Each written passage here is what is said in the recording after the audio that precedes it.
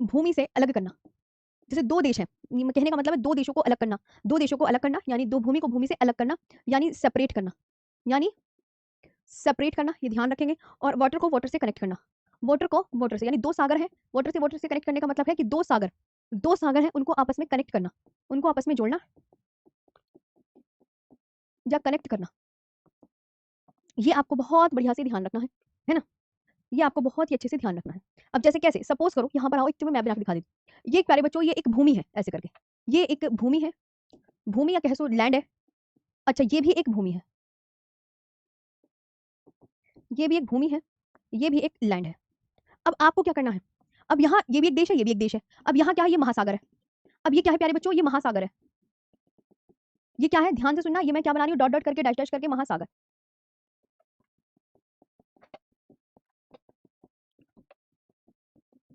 ये क्या मैं बना रही हूँ, महासागर।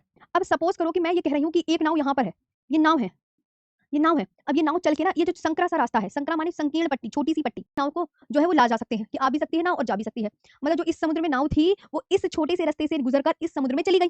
तो ये आपस में क्या कर रहा है, जो स्ट्रेट होता है, स्ट्रेट इसे ही बोलते हैं प्यारे बच्चों। स्ट्रेट किसे बोलते हैं, तो आप बोलोगे मैम स्ट्रेट इसे ही बोला जाता है, स्ट्रेट इसे ही बोलते हैं प्यारे बच्चों। ये है स्ट्रेट, कि एक सागर बड़े से सागर को इस सागर से कनेक्ट करना, मतलब ये छोटा सा रास्ता को ही स्ट्रेट बोलते हैं, जैसे कि दो सागर, दो पानी के जो वो हैं, आपस में जुड़ रहे हैं, और ये नाव ऐसे करके इसमें जा रही है, और ये देखो यहाँ पहुंच गई, ये नाव यहाँ पहुंच गई, नहीं पहुंच गई। और ये क्या कर रहा है भैया, ये भूमि को भूमि से अलग कर रहा है। इस छोटा सा रास्ता जो है, ये इस सागर को इस सागर से जोड़ रहा है पानी के माध्यम से। आपको मैं समझा रही हूँ कि स्ट्रेट का मतलब प्यारे बच्चों ये होता है। स्ट्रेट का मतलब आपको ध्यान रखना है कि स्ट्रेट इसे ही कहते हैं, तो ठीक है, ये आपको बहुत ज्यादा अच्छे से याद रखना है, ये आपको प्यारे बच्चों बहुत अच्छे से ध्यान रखना है। तो अब आपको समझ में आ गया कि जल संधि या जल डमरू मध्य पानी का एक ऐसा छोटा सा या तंग मार्ग है जो दो बड़े पानी के समूहों को जोड़ रहा है, जिससे नाव गुजरकर जो है वो एक बड़े जलाशय से दूसरे बड़े जलाशय में जा सके। कहने का मतलब ये हो जाता है जी। यहाँ तक आपको ओके है, ये बताओ। हाँ, ये बताइए। जल संधि या जल डमरू मध्य पानी के ऐसे तंग मार्ग को कहते हैं,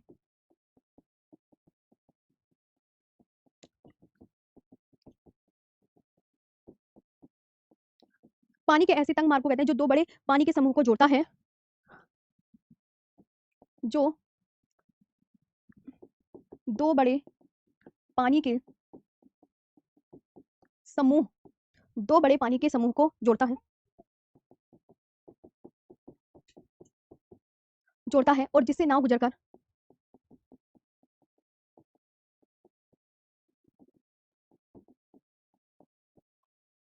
गुजरकर एक बड़े जलाशय से,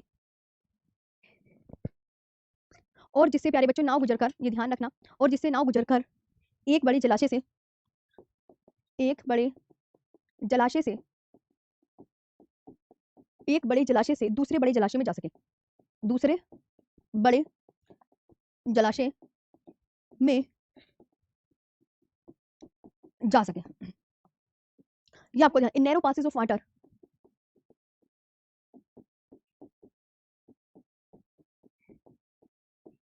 इन narrow passes of water connecting to large bodies, connecting to large bodies,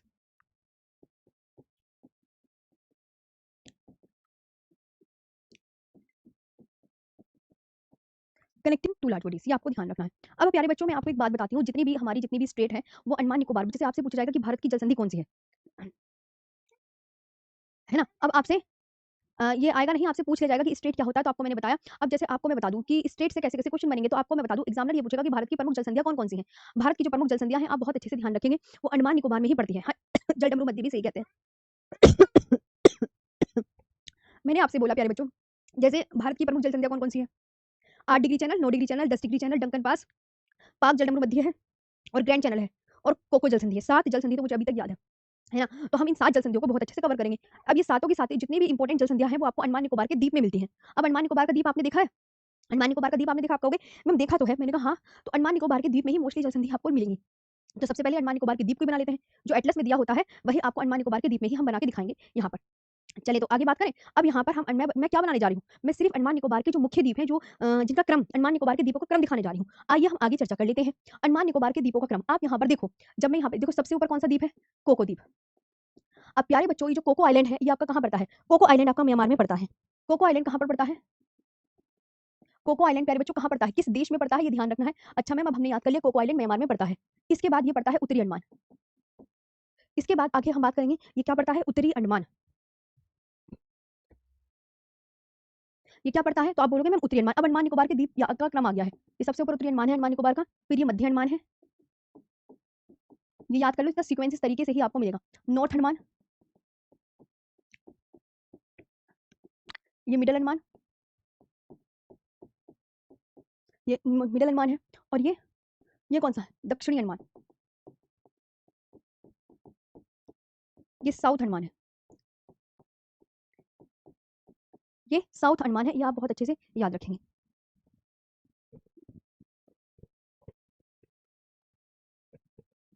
ये आप याद रखेंगे, ये साउथ अंडमान है। अब मेरे प्यारे बच्चों यहाँ पे मैं आपको ना एक चैनल बना के दिखाती हूँ। देखो ये मैंने बनाया है ना, यहाँ पे मैंने कौन सा बनाया, डंकन पास बनाया। ये प्यारे बच्चों मैंने डंकन पास बनाया, ये बहुत अच्छे से आपको ध्यान में रखना है। ये डंकन पास बनाया, इसके बाद दक्षिणी अंडमान हो गया। अब ये है लघु अंडमान। लघु अंडमान को बोलते हैं लिटिल अंडमान। ये अंडमान निकोबार के द्वीपों का क्रम है। आपको मोस्टली जो स्टेट है भारत की वो यहीं पे देखने को मिलती है, इसलिए मैंने इसको बनाना बेहतर समझा। इसलिए प्यारे बच्चों मैंने इसको बेहतर बनाना समझा, आप ये बहुत अच्छे से ध्यान रखेंगे। लिटिल लघु अंडमान, लिटिल अंडमान, ओके। आगे बात कर लेते हैं, ध्यान देंगे, ये हो गया लघु अंडमान। अब इसके बाद हम यहाँ पर बनाएंगे कार निकोबार।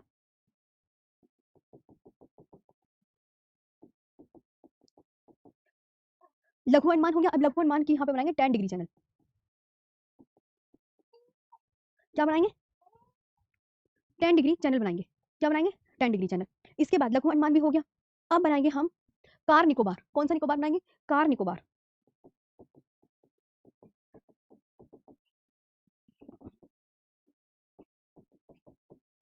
ये कार निकोबार बनाया मैंने। फिर आप ये बनाओगे लिटिल निकोबार।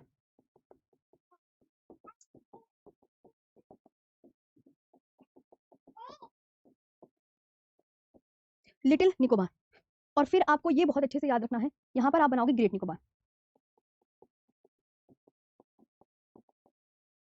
ठीक है, ये क्या बनाओगे, ग्रेट निकोबार।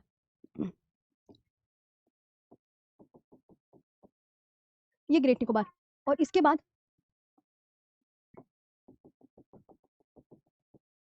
Grand channel.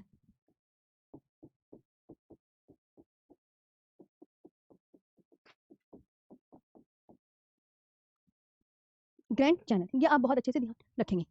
और ये है सुमात्रा। सुमात्रा कहाँ पड़ता है, इंडोनेशिया में।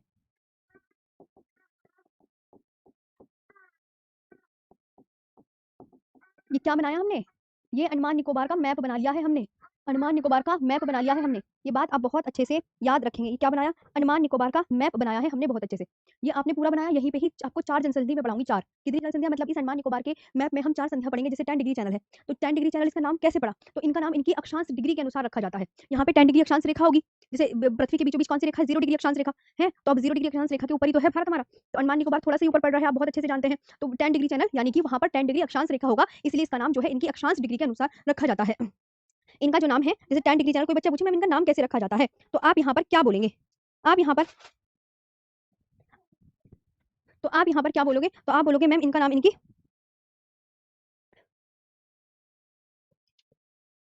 की अक्षांश डिग्री के अनुसार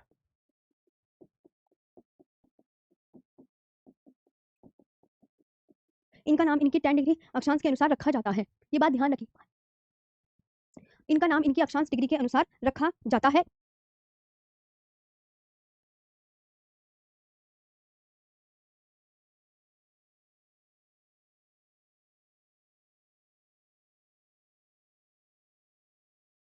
इनका नाम इनकी अक्षांश डिग्री के अनुसार रखा जाता है, ये बात आप बहुत अच्छे से याद रखेंगे। ओके, तो आप यहाँ पर क्या लिखेंगे, इनका नाम इनकी अक्षांश डिग्री के अनुसार रखा जाता है। Their names are given,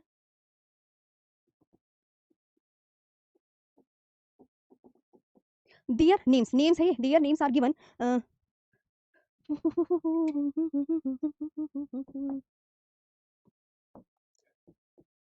their names are given. Okay, एक एक क्वेश्चन आपको अच्छे से याद रखना है। Their names are given according to their according to जल संधि जो है कोको द्वीप में उत्तरी अंडमान के बीच में है। कोको स्ट्रेट याद हो गया, कोको स्ट्रेट मतलब 4 स्ट्रेट तो यहाँ पर पड़ रही हैं 3 में से अंडमान निकोबार द्वीप में। तो कितना इंपॉर्टेंट है फिर ये द्वीप, इसको अब तुम्हें अंडमान निकोबार के द्वीपों का क्रम भी याद हो जाना चाहिए, हो गया ना।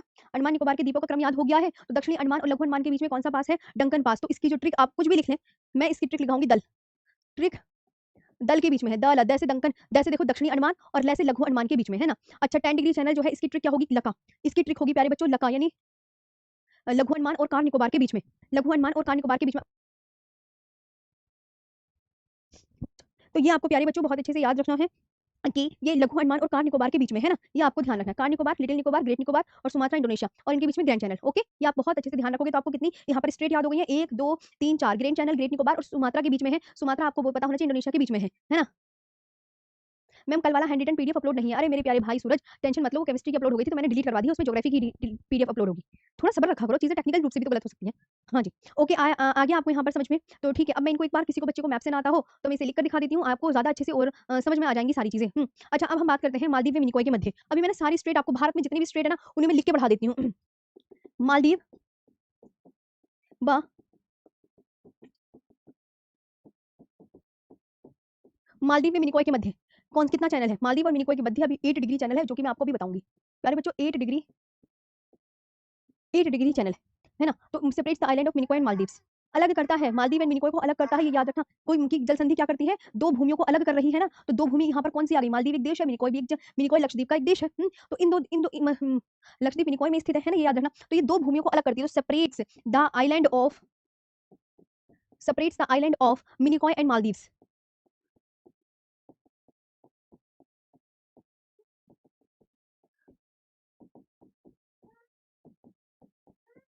तो आप क्या बोलोगे, 8 डिग्री चैनल है ना। अब लक्षद्वीप पे मिनिकॉय है,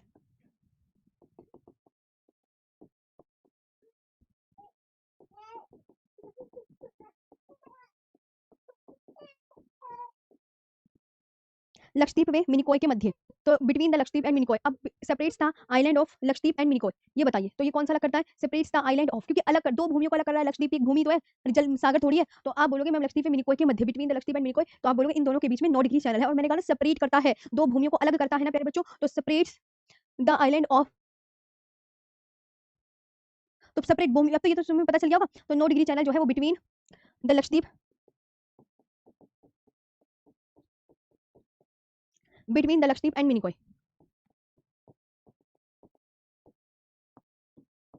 तो इनके बीच में आप मुझे क्या बताएंगे, तो आप बोलोगे मैम इनके बीच में 9 डिग्री चैनल है, 9 डिग्री चैनल है, ये बात आपको बहुत अच्छे से ध्यान रखना है। और दक्षिणी अंडमान में लघु अंडमान के बीच मध्य कौन सा है, दक्षिणी अंडमान व लघु अंडमान के मध्य, दक्षिणी अंडमान व लघु अंडमान के मध्य। प्यारे बच्चों आपको ये बहुत अच्छे से याद रखना है, south Andaman and little Andaman के बीच में, south Andaman and and little Andaman के बीच में। तो आप क्या बोलोगे यहाँ पर, दक्षिणी अंडमान में लघु अंडमान के मध्य, तो आप बोलोगे डंकन पास है मैम, डंकन क्या है प्यारे बच्चों, डंकन पास, क्या है डंकन पास। और लिटिल अंडमान में कार निकोबार के मध्य,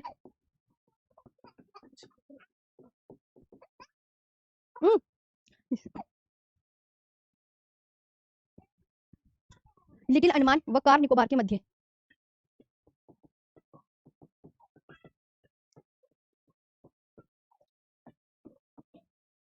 लिटिल अंडमान में कार निकोबार के मध्य,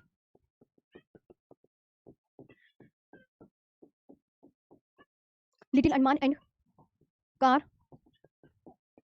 निकोबार, लिटिल अंडमान एंड कार निकोबार के बीच में आप क्या बोलोगे, 10 डिग्री चैनल है, 10 डिग्री चैनल है। और तमिलनाडु में श्रीलंका के मध्य, ऑल इंपोर्टेंट, भारत की जल संख्या तो आपको याद ही करनी है। तमिलनाडु में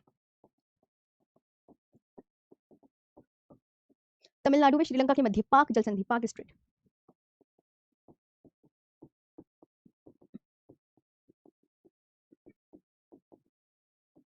पाक स्ट्रेट, ठीक है।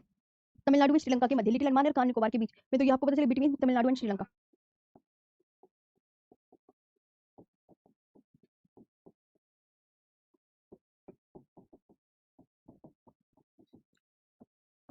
ठीक, तो आपको ये बहुत अच्छे से याद रखना है। अब बची 2, मैंने कहा ना ऑल इंपॉर्टेंट है, तो भारत की जो जल संधियां थी वो मैं आज आपको एक-एक करके सारी बता रही हूँ। अभी कोको द्वीप रह गई है। कोको द्वीप आपको किस देश में मिलेगा? क्या बताया था मैंने? कोको द्वीप प्यारे बच्चों आपको म्यांमार में मिलेगा। कहाँ मिलेगा? म्यांमार में मिलेगा, ध्यान रखना। वे उत्तरी अंडमान के मध्य,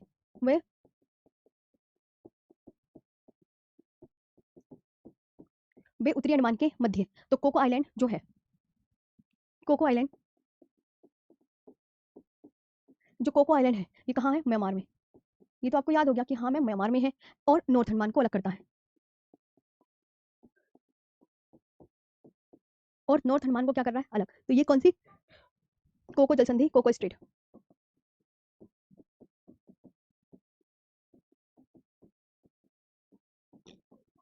कोको स्ट्रेट, ये आपको ध्यान रखना है। अब जो है सुमात्रा, सुमात्रा, सुमात्रा कहाँ पड़ता है? सुमात्रा द्वीप प्यारे बच्चों कहाँ पड़ता है? तो आप बोलोगे मैम इंडोनेशिया में पड़ता है। सुमात्रा द्वीप कहाँ पड़ता है? इंडोनेशिया में। और ग्रेट निकोबार, अंडमान निकोबार का सबसे अंतिम द्वीप है ना, ग्रेट निकोबार। तो इन दोनों के बीच में ग्रैंड चैनल है।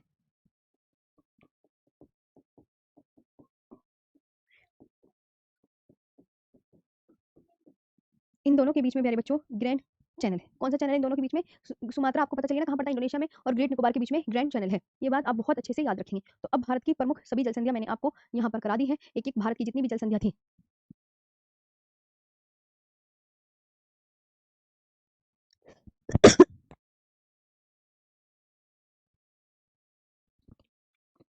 ठीक है, क्लोज की फुल फॉर्म, ठीक है।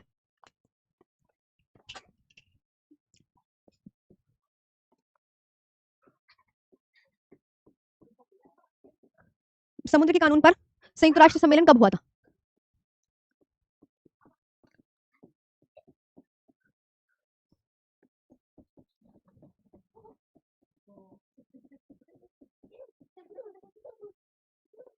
इसे इंग्लिश में बोलते हैं United Convention on the Law of the, ठीक है। फुल फॉर्म लिखा रही हूं मैं अभी, यूनाइटेड नेशन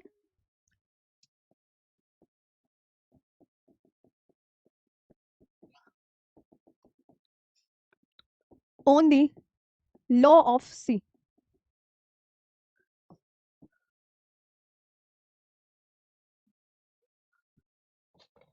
समुद्र के कानून पर संयुक्त राष्ट्र सम्मेलन, ये इसकी फुल फॉर्म है, ये आपको बहुत अच्छे से याद रखनी है। प्यारे बच्चों मैं आपको बताऊं, ये संयुक्त राष्ट्र समुद्री कानून सम्मेलन है। ये एनक्लोज क्या है? तो आप बोलोगे ये संयुक्त राष्ट्र समुद्री कानून सम्मेलन है, और ये 1982 का एक अंतरराष्ट्रीय समझौता है। ये हुआ कब था एनक्लोज, मतलब ये जो समझौता हुआ था ये 1982 में हुआ था।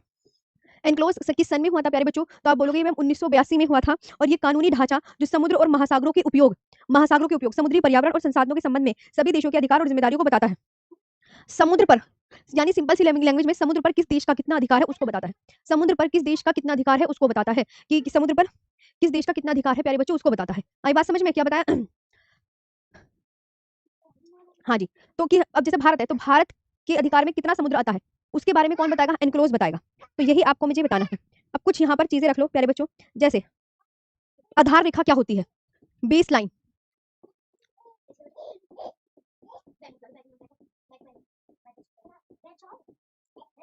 टेढ़े मेढ़े तट को मिलाने वाली सीधी रेखा होती है।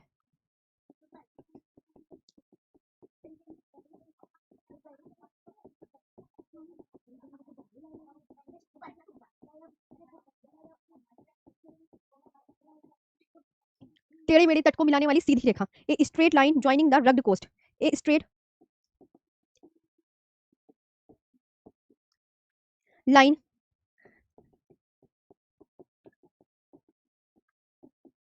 Joining the rugged coast,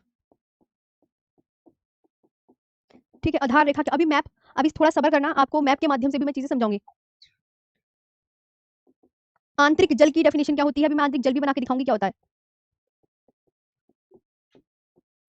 inland water, inland water, स्थलीय भाग एवं आधार रेखा के मध्य, स्थलीय भाग एवं आधार रेखा के मध्य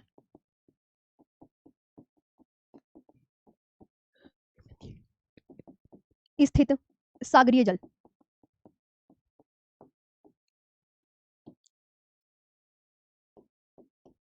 सी water situated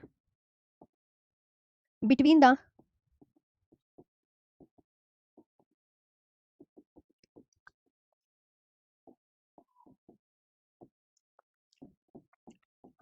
and the base line. ठीक है, अब मैं एक मैप बना दिखाती हूँ तुम्हें। देखो ये मैप देखो, है ना, यहाँ पर प्यारे बच्चों ये देखो, ये आपकी जो भारत के पास समुद्र का कितना अधिकार होता है होना चाहिए, भारत के पास समुद्र को कितना अधिकार मिला हुआ है, उसको प्यारे बच्चे हम 3 भागों में बाँट कर पढ़ते हैं। उसको प्यारे बच्चे हम कितने भागों में बाँट के पढ़ते हैं? 3 भागों में बाँट के पढ़ते हैं। जो मैं सिखा रही हूँ वो ध्यान देंगे। उसको कितने भागों में बाँट के पढ़ते हैं तो आप बोलोगे मैम 3 भागों में। नंबर 1 है, देखो ऊपर आप देख सकते हैं 12 समुद्री मील है, नंबर दूसरे पे है 24 समुद्री मील और नंबर तीसरे पे है 200 समुद्री मील। तो 12 जो समुद्री मील जो है मैं आपको ये बता दूँ कहाँ से कहाँ तक होगा।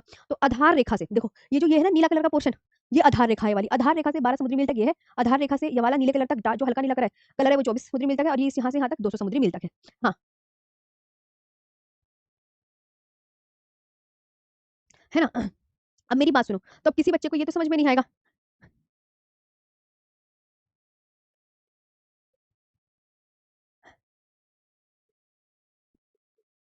आंतरिक वाटर,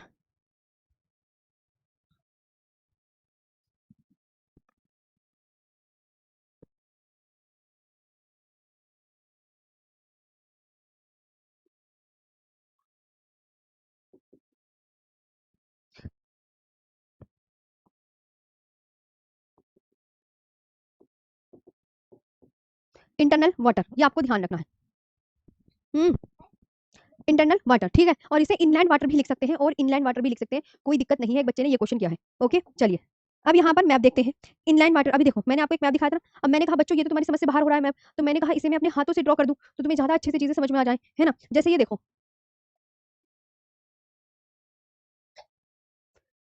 ये देखो, अब यहाँ पर क्या करना है, हाँ सभी से सही से पूरा हो गया। इधर आओ, ध्यान से सुनते चलो, कहानी कुछ इस प्रकार है। तुम्हें 4 लाइनें बनानी है। एक,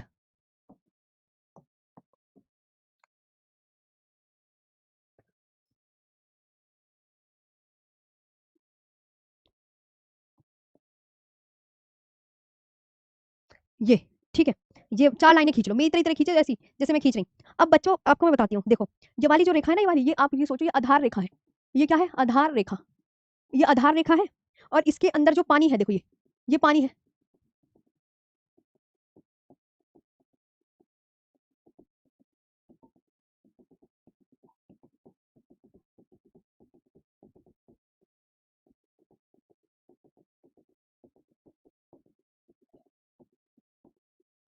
ये देखो, है ना, तो आप बोलोगे मैम ये आधार रेखा हो गई, और ये जो आधार रेखा और हमारे प्यारे भारत के बीच में जो जल आपको भरा हुआ दिख रहा है प्यारे बच्चों, इसे बोलते हैं आंतरिक जल। आंतरिक जल, अब आंतरिक जल को इंटरनल वाटर कह दो या इनलैंड वाटर कह दो, कुछ भी कह सकते हैं, है ना। इसमें ये मत सोचना कि इंटरनल वाटर कहते हैं या इनलैंड वाटर कहते हैं, कुछ भी, है ना। तो अब देखो ये आधार रेखा है, अब आधार रेखा, आधार रेखा ये रेड कलर वाली थी ना, आधार रेखा से ये 12 नॉटिकल मील तक का क्षेत्र, 12 नॉटिकल मील। अब आधार रेखा से 12 नॉटिकल मील तक का क्षेत्र है, तो इसे कहते हैं प्रादेशिक समुद्री सीमा कहते हैं, प्रादेशिक समुद्री सीमा कहते हैं। याद कर लो कि मैम बेस लाइन से, है ना, तो आधार रेखा से 12 नॉटिकल मील तक का क्षेत्र आपको ये कहलाएगा, और आधार रेखा से 24 नॉटिकल मील तक का क्षेत्र, ये 24 नॉटिकल मील तक का क्षेत्र है, ये क्या कहलाएगा? अविच्छिन्न मंडल। मतलब देखो इधर आओ, यहाँ से लेके यहाँ तक का जो क्षेत्र है, यहाँ से लेके यहाँ तक का क्षेत्र जो कहलाएगा वो अविच्छिन्न मंडल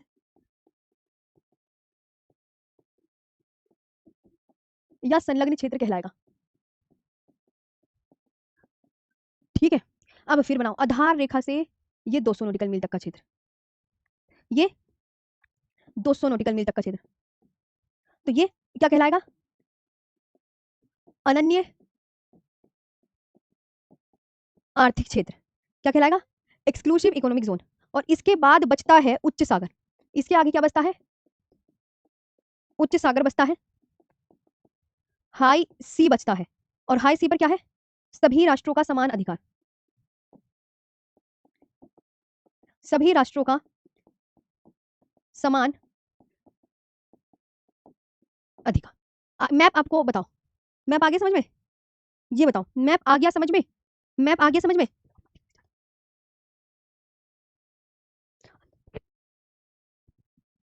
आया? यहां तक समझ में आया? हाँ, मेरे प्यारे बच्चों, इंग्लिश वाले आप टेंशन क्यों लेते हो? मैंने आपसे प्रॉमिस कर रखा है ना? उच्च सागर को हाई सी बोलते हैं। अभी इनकी पूरी डेफिनेशन लिखवाऊंगी, उसमें लिखवा दूंगी। प्रादेशिक अभी सब लिखवाऊंगी, सारे क्षेत्र अभी तुम पढ़ते चलो। तो ये तुम्हें समझ में आ गया कि देखो, आधार रेखा से 12 नॉटिकल मील तक का क्षेत्र क्या है, याद करना है। आधार रेखा से 24 नॉटिकल मील तक का क्षेत्र क्या है, आधार रेखा से 200 नॉटिकल मील तक का क्षेत्र क्या है, सब याद करना है। इसके बाद भाई, ये तो ऑलरेडी डिसाइड हुआ है कि सैटरडे को क्लास होगी, तो सर ने डिसाइड किया है।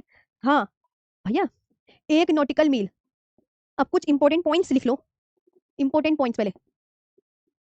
1 नॉटिकल मील, प्यारे बच्चों, 1 नॉटिकल मील जो है वो कितने किलोमीटर होता है? 1.852 किलोमीटर। ये ध्यान रखना है। और एक फैदम 6 फीट, है ना? ये दोनों याद है। समुद्र की गहराई को हम किसमें मापते हैं? समुद्र की मापते हैं, है ना? We measure the depth of the sea in फैदम्स।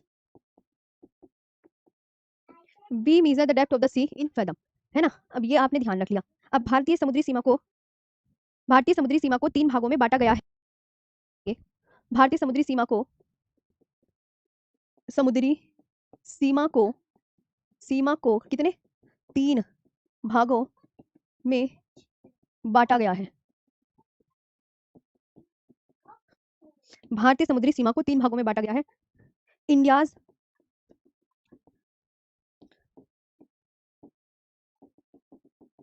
Maritime boundary is divided into 3 parts. ये याद रखना है। ओके, अच्छा ठीक है। या ये लिख सकते हैं, India's maritime boundary is categorised into 3 zones, कुछ भी लिख दो। नंबर 1 क्या बताया था मैंने? पहली वाली प्रादेशिक जल सीमा। अब कुछ बच्चे कहेंगे मैम अभी तक आपने इसको इंग्लिश में नहीं बताया। मैंने कहा मेरे प्यारे बच्चों, इसे इंग्लिश में बोलते हैं टेरिटोरियल सी। टेरिटोरियल सी, यह आधार रेखा से, ये कहाँ से कहाँ तक का है मैंने आपको बताया। यह आधार रेखा से 12 नॉटिकल मील, यह आधार रेखा से 12 नॉटिकल मील, 12 नॉटिकल मील या समुद्री मील तक का क्षेत्र है। ओके प्यारे बच्चों, समुद्री मील तक का क्षेत्र। It is the area up to 12 nautical miles from the base line. ये ध्यान रखना है, ठीक है? अब भारत को इस क्षेत्र में क्या क्या अधिकार है? अब एग्जामिनर पूछेगा कि 12 नॉटिकल मील तक भारत को क्या क्या अधिकार दिए गए हैं, तो आप बोलोगे भारत को इस क्षेत्र में, इसी के आगे ही लिखना एरो बना के प्रादेशिक में ही, कि भारत को इस क्षेत्र में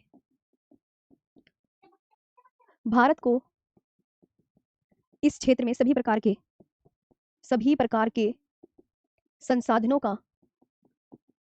के दोहन का पूर्ण अधिकार है। चाहे वो जमीन के अंदर मिले, चाहे वो जमीन के बाहर मिले, चाहे वो पानी में मिले, चाहे वो समुद्र में मिले, सब वो कहाँ किसके, सब किसके, भारत के अंडर में आएंगी। चाहे नई द्वीपों का निर्माण हो रहा हो, चाहे मछली निकल रही हो, चाहे तेल के कुएं निकल रहे हो, कुछ भी निकले भैया, वो भारत के अधिकार क्षेत्र में आएगा, अगर वो आधार रेखा से 12 नॉटिकल मील तक का होगा तो। इंडिया हैज, मैम क्या कह रहे हो बच्चों? नींद आ रही है बहुत तगड़ी वाली आज मुझे। चलो, हम्म, हाँ, India has full right to exploit, India has full right to India has full right to exploit all, बहुत तगड़ी नींद आ रही है, या संलग्न क्षेत्र, अविच्छिन्न मंडलीय संलग्न क्षेत्र, इसे बोलते हैं कंटिगुअस जोन। कंटिगुअस जोन, प्यारे बच्चों, इसमें आपको क्या ध्यान रखना है? यह आधार रेखा से कहाँ तक का क्षेत्र है, एग्जामिनर ये पूछेगा, तो यह आधार रेखा से, यह आधार रेखा से 24 समुद्री मील तक का क्षेत्र है, तक का। तो आप बोलोगे ma'am it is the area up to, it is the area it is the area up to 24 nautical miles,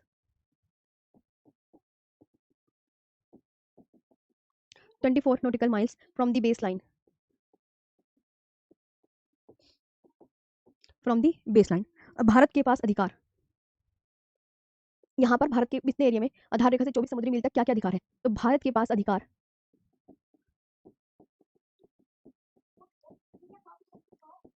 किस किस चीजों का है? एक तो सीमा शुल्क का है, अगर कोई भी अनजान व्यक्ति या कुछ भी ऐसी गतिविधि होती है जो एक दूसरे की सीमा में घुस रहे हैं तो उस पर कस्टम ड्यूटी लगाई जाएगी,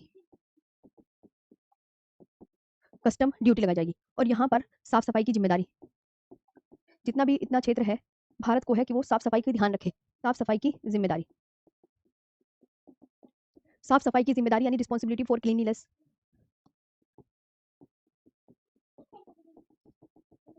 फॉर क्लीनलीनेस, ये ध्यान रखना।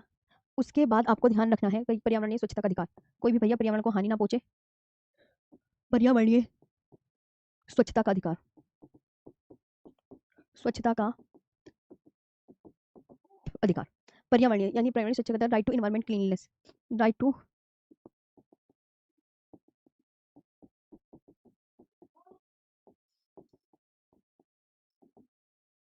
राइट टू इन्वायरमेंट क्लीनलीनेस, ये आपको ध्यान रखना है। अब आप देख लो, भारत के पास अधिकार,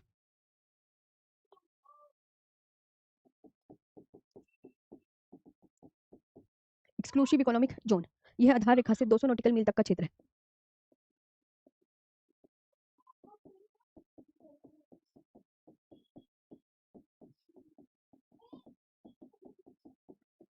यह आधार रेखा से 200 नॉटिकल मील तक का क्षेत्र है। It is the area up to,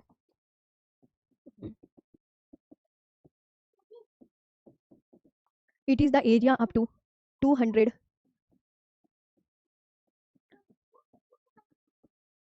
nautical miles from the base line. ठीक है, ये ध्यान रखना है। इसमें आपको ध्यान रखना है कि यहाँ पर किस किस चीज का अधिकार है भारत को, मछली पकड़ने और तेल निकालने का अधिकार, मछली पकड़ने और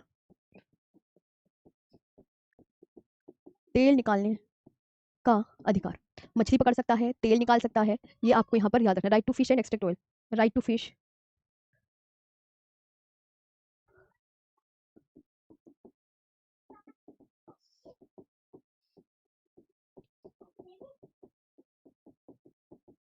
right to fish and extract oil. नए द्वीप, यहाँ पर अगर कोई भी किसी भी देश को कोई नया द्वीप मिल जाता है तो लेकिन वो भारत के अंडर में ही आएगा नया द्वीप, भाई वो है तो आधार रेखा से 200 नॉटिकल मील तक का क्षेत्र, तो जो भी कोई भी चीज 200 नॉटिकल मील तक के एरिया में मिलेगी वो भारत के अंडर में ही आएगी, ये आपको अच्छे से कंठस्थ करना है। और 200 नॉटिकल मील के बाद, 200 नॉटिकल मील के बाद उच्च सागर, हाई सी, हाई हाई सी का विस्तार, मतलब खुला समुद्र है, वहां पर सभी देशों का समान अधिकार है, कहने का ये मतलब है, जहां सभी राष्ट्रों का, सभी राष्ट्रों का, जहां सभी राष्ट्रों का समान अधिकार।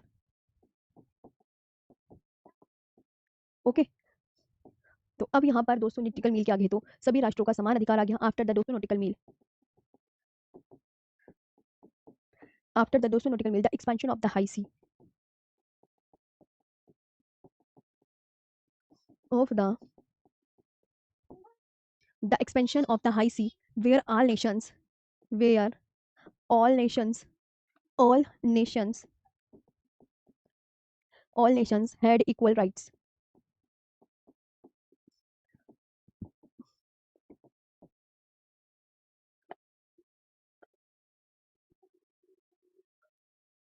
ठीक है, ये आपको ध्यान रखना है। तो ये आपकी पूरी भारत की समुद्री सीमा आपको याद होनी चाहिए। हाँ जी, यहाँ तक क्लियर? आकाश प्रताप सिंह मेरे प्यारे भाई, कोई की सीमा से लगे देश, अब मैप खोल लो तुरंत, पहली बता रही हूँ, कंट्रीज बॉर्डरिंग इंडियन स्टेट,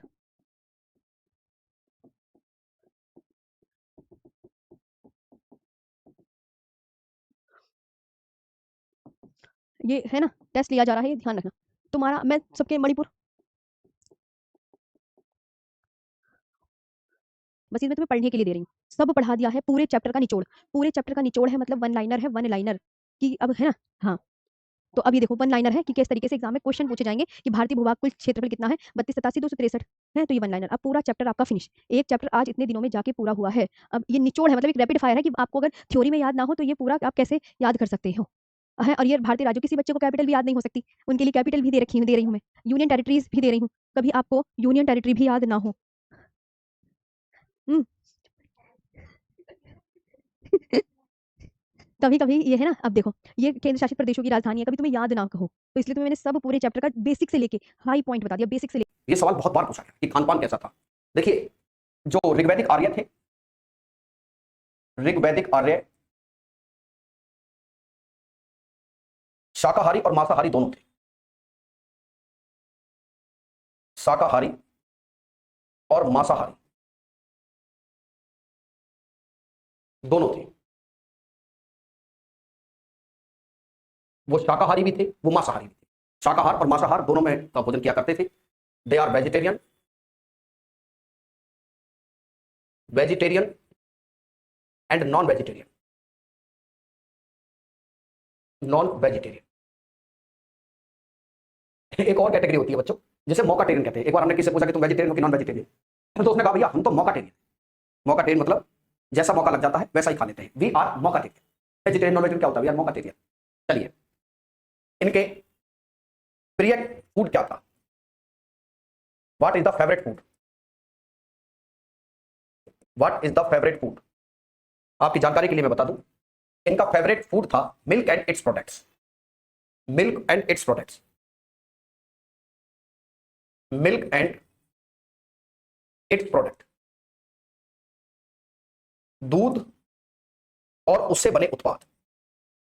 दूध और उससे बने उत्पाद, मिल्क एंड इट्स प्रोडक्ट। आर के यही सवाल पूछा गया था, है ना? ये अब इसमें तुम दही कहो जी, दूध कहो, तो ये मिल्क एंड इट्स प्रोडक्ट ही तो है सारे।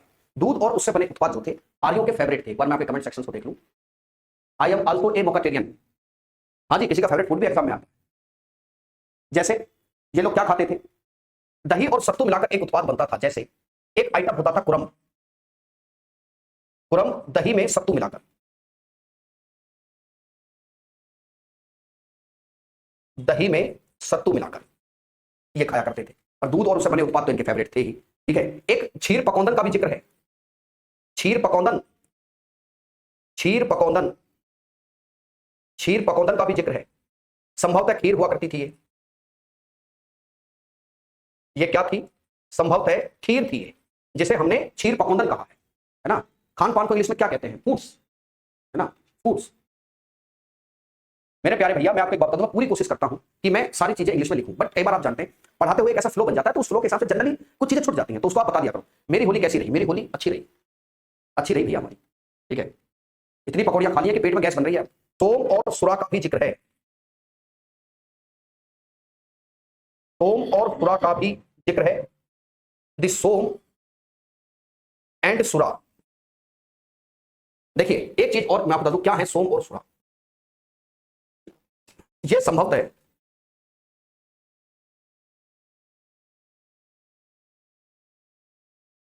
मादक पदार्थ थे। कल सुबह, आज सुबह, नमस्ते भैया जी, आज ऐसा हुआ, आज क्लास में सुबह रेलवे की क्लास थी, तो उसमें लिक्विड्स, और यह भी बताया गया है कि ये मूजवंत पर्वत पर मिलते हैं। ये मूजवंत पर्वत पर मिलते हैं।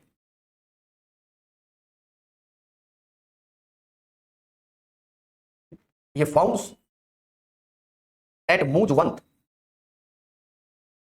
और ऋग्वेद में कहा गया है कि सोम बहुत अच्छी चीज है। सोम बहुत अच्छी चीज है। ठीक है, सोम बहुत अच्छी चीज है, याद रखना। सोम की, इसकी ऋग्वेद में तारीफ की गई है। इसकी ऋग्वेद में तारीफ की गई है। ऋग्वेद में तारीफ की गई है।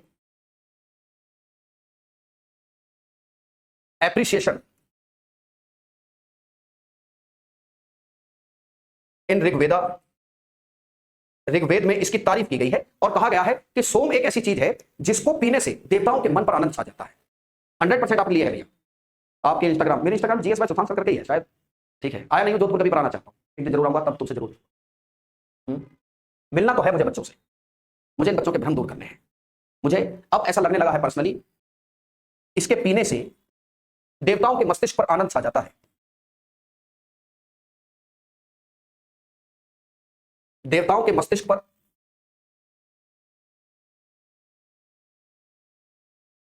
पर आनंद छा जाता है। याद रखिएगा, यह कहा गया कि देवता इसको पीना पसंद करते हैं और जब वो इसे पीते हैं तो उनके मस्तिष्क पे आनंद छा जाता है। तो कुल मिलाकर बात यह है कि तबराई की गई है। अतः सुरा को कहा गया कि no, it not suits your body, ये नहीं पीनी चाहिए, है ना। तो बुरे जमाने में, आज के जमाने में देखो तो सुरा तो एक प्रकार की पूरी तरीके से शराब ही हो गई, है ना। कहीं कहीं चलती है, ताड़ी वगैरह हो सकता है, सुरा ताड़ी जैसी कोई चीज। हाँ, इट इज श्योर कि these materials made by some vegetations, है ना, वो कुछ वनस्पति से ही बनते थे। And these vegetation is found on the Mujavant mountain, ये मुजवंत पर्वत पर ये पाई जाती थी और उसमें अच्छाई बुराई सब लिखी गई है। मंटू कुमार बहुत जल्दी ऐसा, है ना, इसमें सब कुछ लिखा हुआ है इस तरीके से। चलिए अब देखिए आर्यों की अर्थव्यवस्था कैसी है। आर्यों की अर्थव्यवस्था, द इकोनॉमी ऑफ आर्यंस, ऋग्वैदिक आर्यों की अर्थव्यवस्था।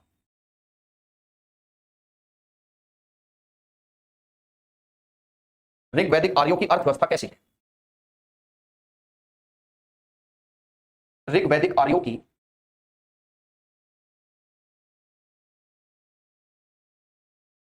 अर्थव्यवस्था, the economy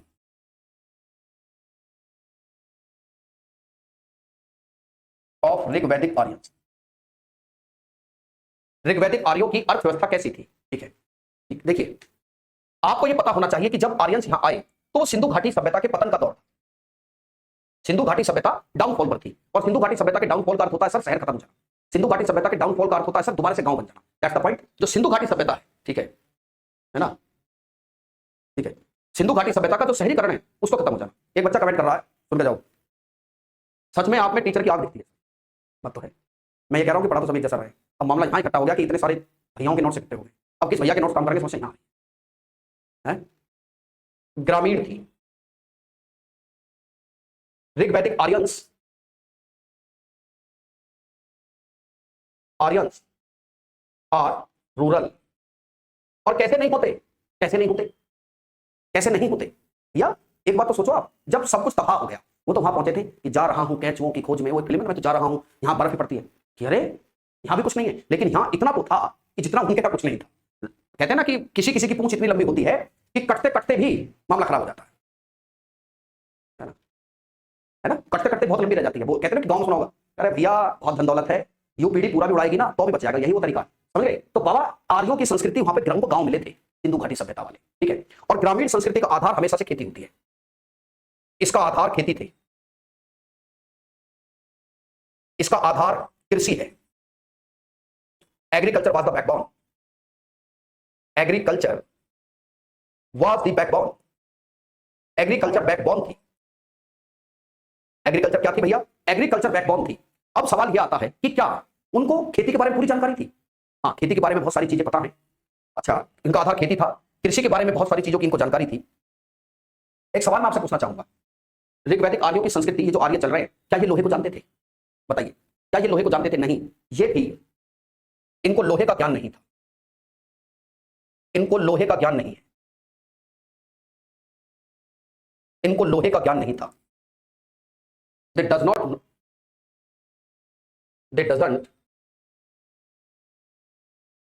not know about iron। इनको नहीं था लोहे का ज्ञान। इनको वही बात है, सिंधु घाटी सभ्यता के लोग हो सकता है इनको कांसे का ज्ञान था। They know about the bronze, they know about the copper. ये कांसा और तांबे को जानते थे। इन्हें कांसे और तांबे का ज्ञान था, कांसे और तांबे का ज्ञान था। They know about, they knows about bronze and copper, bronze and copper. वो कॉपर को जानते थे, ब्रॉन्ज को जानते थे, बट आप कहोगे लोहे को जानते थे, तो वो लोहे को नहीं जानते थे। गुरु एक चीज बताऊं आपको मैं, लोहा एक ऐसी चीज है, हर्षित बिल्कुल काम करेगा 100%। लोहा एक ऐसी चीज है, एक क्रांतिकारी धातु है, रेवोल्यूशनरी मैटर। अरे लोहा ना हो तो आज उद्योग धंधे लग जाएंगे जी। अभी आएगा, 1000 साल के बाद लोहा आएगा। अच्छा चलो, हालांकि मैं इस बात को वहीं बताता सुमित, बट अब बात यहां उठी है तो मैं उसको थोड़ा डिस्कस करें। तब चर्चा उठ गई है तो सोचो, मैं एक चीज समझाना चाहता हूं। एक मिनट के लिए पेन रोको, ठीक है, एक मिनट के लिए पेन रोको। यहां पे आर्य कहां रह रहे हैं? आर्य रह रहे हैं उस क्षेत्र में जिसे सप्तस्कंद प्रदेश कहा जा रहा है। यहां रहते हैं आर्य, जहां 5 नदियां बहती हैं। यार कौन सी नदियां? 5 नदियां, इस तरीके से। इसके नीचे से आइए थोड़ी सी, यहां से नदी निकलती है एक, यहां से नदी निकलती है गंगा। कल कल छल छल बहता, क्या कहती गंगा धारा, युग युग से बहता आता, ये पुण्य प्रवाह हमारा। और साथ में बैठी है यमुना जी। कौन सी? यमुना जी। हैं? भारत में दो ही नदी ऐसी हैं जिनके साथ जी लगा है, गंगा जी और यमुना जी। अब गंगा जी और यमुना जी के बीच में बहुत फर्टाइल प्लेन है, बहुत फर्टाइल प्लेन है। और दादा यहां पे ना बड़े बड़े जंगल हैं, बहुत ही फर्टाइल प्लेन है, यहां पर बहुत उपजाऊ मैदान है। और आज भी यहां के उपजाऊ मैदान का क्या कहना दोस्तों, ये बहुत उपजाऊ मैदान है भैया। अब एक बात बताइए, किसका मन नहीं करेगा यहां रहने का? किसका मन नहीं करेगा? पर रह नहीं पाएगा। क्यों नहीं रह पाएगा? एक्चुअल में द सिचुएशन इज दैट, मामला क्या निकल रहा है कि आयरन है नहीं, आयरन मौजूद नहीं है, और हमारे पास या तो कॉपर है या फिर हमारे पास ब्रॉन्ज है। It is not practically possible to making the tools with this metal, the heavy tools. ये बिल्कुल पॉसिबल नहीं है कि कॉपर से और इससे उस प्रकार के टूल बना लिए जाएं कि जिससे इन जंगलों को काट दें। पता सबको है कि अगर यहां पर आकर रहने लगे ना यशोदी, बल्ले बल्ले, यहां बल्ले बल्ले हो जाएगी, क्या हो जाएगी? बल्ले बल्ले। लेकिन ना तो कॉपर से ऐसा टूल बन सकता, ना ब्रॉन्ज से। अचानक एक घटना हुई, कुछ मिला, रंग काला था, कृष्ण आया, the black metal. Oh very tough.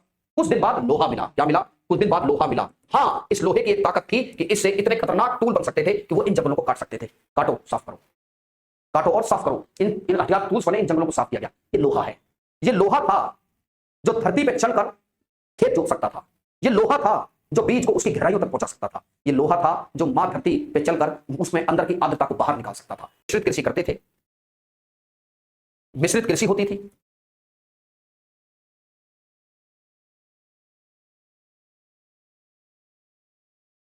मिश्रित कृषि होती थी, मिक्स्ड एग्रीकल्चर। क्या होती थी? Mixed agriculture. मिक्स्ड एग्रीकल्चर होती थी। What is the meaning of mixed agriculture? इसका अर्थ है, इसका अर्थ है पशुपालन और खेती दोनों होते थे।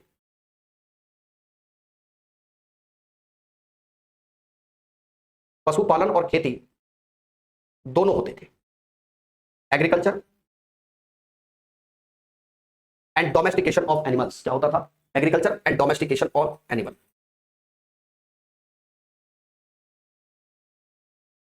तुम्हारे द्वारा किए गए आविष्कार तुम्हारी जरूरत पर डिपेंड करते हैं। तुम्हारे द्वारा किए गए आविष्कार तुम्हारी जरूरत पर डिपेंड करते हैं। मुझे किसी से खतरा ही कुछ नहीं है, मैं ताला क्यों खरीदूं? ये मेरे पास है ही कुछ नहीं, तो मैं ताला। खेती से संबंधित कुछ शब्दावली, सम टर्मोलॉजीज। अच्छा, तुमने ये सुना है कि भगवान इंद्र को जो है वर्षा का देवता भी कहते हैं। जोगराज जी कैसे हो? प्रिय क्या था भैया? किस कैसे पूछ रहे हैं बेटा? चलो, एक शब्द मिलता है उर्वरा। उर्वरा समझते हैं? जो जुता हुआ खेत होता है, जुता हुआ खेत को उर्वरा कहा गया है। जुता हुआ खेत, द फ्लोड फील्ड। उर्वरा का शब्द का एक उर्वरा शब्द मिलता है जिसका अर्थ है जुता हुआ खेत, फ्लोड फील्ड, जुता हुआ खेत। अब खेत जुता है, खेत जुता है तो हल होगा, है ना? खेत जुता है तो हल होगा। आओगा, पक्का दूंगा, आओ जाओ, ठीक है। जुता हुआ खेत होगा तो हल जरूर होगा। लांगल, लांगल, लांगल का अर्थ होता है हल। स्टॉप, मैंने कि क्या? अभी तो आप कह रहे थे लोहा नहीं है ना? ठीक है, अभी तो आप कह रहे थे लोहा है ही नहीं। अरे हाँ यार भैया, लकड़ी के भी बनते हैं, लकड़ी के हल के भी एविडेंस मिलते हैं। लांगल, हल। गुरुजी, हल चलता किससे था? बैल से। ब्रक, ब्रक माने बैल, ब्रक बैल, ऑक्स, ठीक है। ब्रक माने बैल। अच्छा अच्छा अच्छा, और फिर बैल हो गया, उस पर हल हो गया। अब जब खेत जुतता है तो इस तरीके से मिट्टी की आकृतियां बन जाती हैं। इन्हें सीता कहते हैं। क्या कहते हैं? सीता, सीता, सीता। जुतने के बाद खेत में बनी नाली, जुतने के बाद खेत की रेखाएं, खेत की रेखाएं, the lines after flowed. The lines, जब खेत जुत गया है तो उसके बाद जो लाइन्स देखने को मिलती हैं। चलो गुरुजी, खेत जुत गया, अब खेत में खाद लगाते हैं। क्या लगाते हैं? खाद। चलो, करीश, क्या हो गया? करीश जिसे कहते थे, करीश शब्द का अर्थ होता था करीश, कहीं पर करीश भी मिलेगा। गोबर खाद, गोबर खाद, the dung fertiliser, the dung fertiliser. इतनी सारी बातें अगर जिक्र होंगी तो फिर और क्या सबूत देना कि खेती बढ़िया चलती थी? इतनी सारी बातें हैं तो फिर तो ठीक है, खेती है। अब तो कुछ शक नहीं रहेगा। आगे देखो, अभी तो और कुछ है। चलिए, सिंचाई कराइए, पर्जन्य, पर्जन्या, पर्जन्य हो गया बादल, बादल, द क्लाउड्स। पर्जन्य क्या हो गया? बादल हो गया। Please sir reply. हाँ जी, वेद व्यास जी को क्या कहा जाता है? शब्दावली के बारे में पता कैसे था? संस्कृत पता थी, संस्कृत। लांगल किसका था? लकड़ी का था लांगल। लांगल किसका है? लकड़ी का है। महिमा मैं देखता हूं कि कौन सी पीडीएफ अपलोड नहीं है। चलो, अवत। अवत, अवत माने कुआं जिसे कहते थे। अवत माने कुआं। और एक होता था उर्दर। फिर इसका गाना, हाँ, उर्दर समझते हैं? अनाज मापने का यंत्र। उर्दर माने अनाज मापने का यंत्र।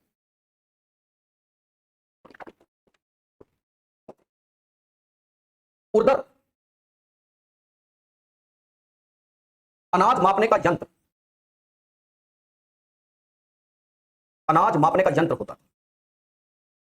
ये सारी की सारी बातें, ये सभी बातें एक बात साबित करती हैं। ये सभी बातें, ये सभी बातें साबित करती हैं कि खेती का ज्ञान था। खेती का ज्ञान था, खेती का अच्छा ज्ञान था।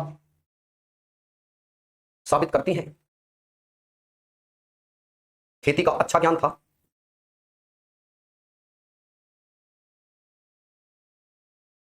They have good knowledge of agriculture. Good knowledge of agriculture. क्या है? Good knowledge of agriculture. मैं सुन,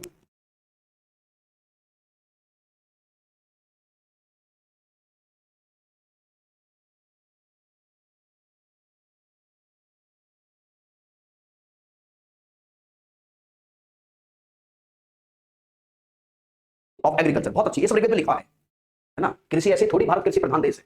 बहुत सारी चीजें हैं जिससे हमें पता चलता है कि हम कृषि प्रधान देश हैं भाई। बहुत सारी बातें। विवेक कुमार कैसे हो? चलो, पशुपालन के बारे में देखा जाए। पशुपालन, एक बात बोलूं, बुरा नहीं मानिएगा। अभी मेरे घर में कोई पूछे कि सर आपके घर में कितने जानवर हैं? ओम प्रकाश, स्नेहा, विवेक, प्रमुख पशु गाय है। The important animal is, important animal is cow, है ना। हमारे घर में भैंसा फेवरेट है, मतलब जो भी है। है ना। सुनो, तो सुन गए, तो प्रमुख पशु गाय है। और गाय कितनी प्रमुख है देखिए। गाय को धन्या कहा गया। गाय को अधन्या कहा गया। गाय को अधन्या कहा गया। अधन्या, अधन्या का अर्थ होता है नॉट टू बी किल्ड, न मारने योग्य। ठीक है, अधन्या means not to be killed. आपसे बात नहीं कर रहे थे, कोई आया था मिलने, उनसे कह रहे थे, आपको आवाज नहीं आई होगी बीच में। Not to be killed. गाय क्या है? अधन्या है। ठीक है, गाय संपत्ति का सूचक है। गाय ही क्या थी? गाय संपत्ति का सूचक है। गाय संपत्ति का सूचक है। The sign of wealth. The cow is sign of wealth. गाय किसका सूचक है? गाय संपत्ति का सूचक है। मनदीप, बता दो सबको तेरी बात। मनदीप, उतना ही धनी आदमी, द प्रॉस्पेयर मैन, प्रॉस्पेयर मैन उतना ही माना जाता था। और धनी व्यक्ति को गोमत कहते थे। समझ गए? गोमत का अर्थ ही क्या है? क्या बात है। लेकिन हम फेवरेट नहीं हो जाएगी, सब फेवरेट। लेकिन ये बात मैं जाकर बताऊंगा, देख लेना तुम। आज पत्नी बताऊंगा ये बात जाके। क्या बैठो, तुम्हें एक बात बताते हैं। धनी व्यक्ति को गोमत कहा जाता था। धनी व्यक्ति को गोमत कहा जाता था। लोग ये भी कहते थे कि गायों के लिए युद्ध होते थे। हमें बिल्ली बोला। चलो आप क्यों हंसे भैया? मैं इसलिए हंसा, बच्चे कमेंट कर रहे हैं सर आप जानवरों के बारे में पढ़ा रहे हो। हमारे घर में तो हमें जानवर बोला जाता है। कोई कह रहा जी सर हमें घर में बिल्ली बोला जाता है, घर की बिल्ली। हमारे घर में तो हमें क्या बोला जाता था? जैसे कुछ भी खाने का सामान बना, गायों की खोज होती थी। खोज होती थी, जिसे गविष्टि कहा गया। जिसे गविष्टि कहा गया। जिसे गविष्टि कहा गया। गविष्टि, गविष्टि का अर्थ होता है the discovery of cows. Discovery of cows. ये तो बात निकल कर आई कि आर्यों का जो प्रमुख पशु है वो गाय है। ठीक है, अब आइए। ऋषभ कहती तो हमारी दादी यही थी, पर मैं यार 4 आदमियों में बात कहना नहीं चाह रहा, बेइज्जती हो जाएगी। ठीक है ऋषभ, मैं तेरी बात का बुरा नहीं मान रहा, लेकिन हमारी दादी यही बोलती थी मेरे बारे में। बट यार 4 आदमी बैठे, मैं 4 आदमी में बात कहना नहीं चाह रहा। ठीक है, आर्यों का प्रिय पशु घोड़ा था। The favourite animal was horse. आर्यों का प्रिय पशु, आप समझ गए प्रिय और इंपॉर्टेंट में क्या अंतर है? ठीक है, इंफॉर्मेशन नहीं लीक कर दोगे तो यार बेइज्जती हो जाएगी 4 आदमियों में। ठीक है, एक मिनट।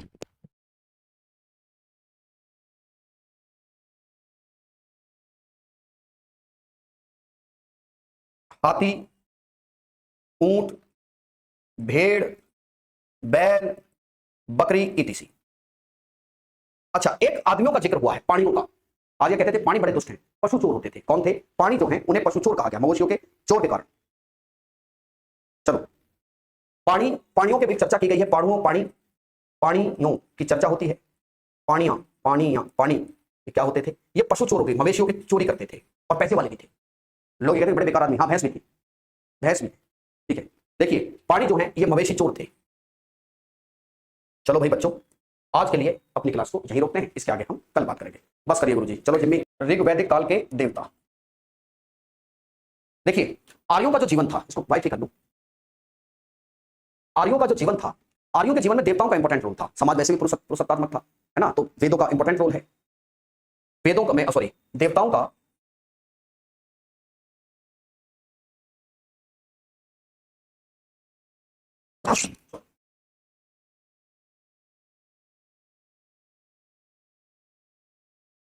देवताओं का महत्वपूर्ण स्थान था, है ना। देवता जो है वो इंपॉर्टेंट रोल रखते थे।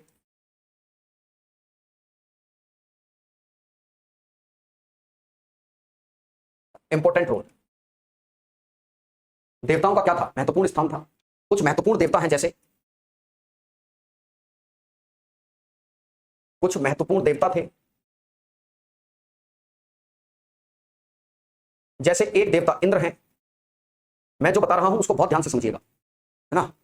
हार्दिक यादव जी, स्वागत है आपका। जैसे एक देवता इंद्र थे, जो इंद्र हैं ये सबसे महत्वपूर्ण देवता हैं। इंद्र जो थे उनकी गिनती सबसे महत्वपूर्ण देवताओं में की गई है। सबसे महत्वपूर्ण देवता कौन से थे? भैया इंद्र हैं। इन्हें पुरंदर कहा गया है। ठीक है, तबियत मेरी ठीक है ना? सुशांत सर की जय। नमस्ते वेद प्रकाश जी। ठीक है भैया, समझिए इन्हें पुरंदर कहा गया है। इन्हें ही पुरंदर कहा गया, इन्हें ही पुरंदर कहा गया है। These are also known as Purandar, also known as Purandar. Purandar शब्द का अर्थ क्या होता है? किलों को तोड़ने वाला। किलों को तोड़ने वाला, that is the destroyer of food. जिसने किले तोड़े हैं। और कहीं कहीं पर इनका उल्लेख वर्षा के देवता के रूप में हुआ है। इन्हें वर्षा का देवता भी कहा गया है।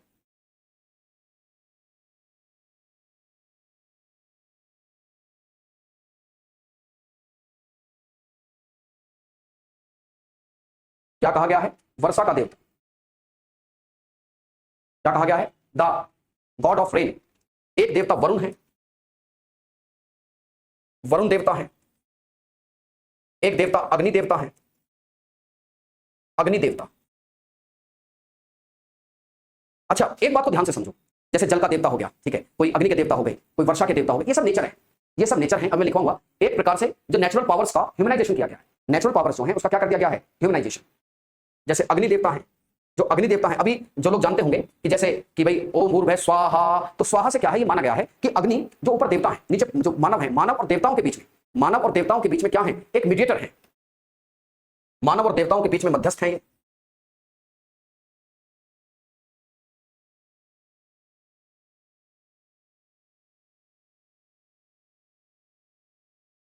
ये मध्यस्थ है, द मीडिएटर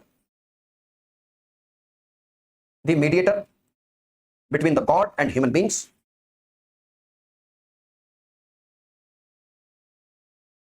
मानव और देवताओं के मध्य में अग्नि जो है वो मध्यस्थता का काम करती है। ये सवाल एक बार एसएससी ने पूछा था कि अग्नि की प्राथमिकता क्या है, अग्नि क्यों इंपॉर्टेंट है, तो बता दें कि सब अग्नि जो है ना मानव और देवताओं के बीच की मीडिएटर है। ठीक है भैया, कल ही तो नहीं हुई थी मानसी समरा, मानसी बेटा कल मेरी मैराथन थी। क्या थी कल थी मेरी मैराथन, इस वजह से नहीं हुई थी। जैसे अग्नि एक देवता है,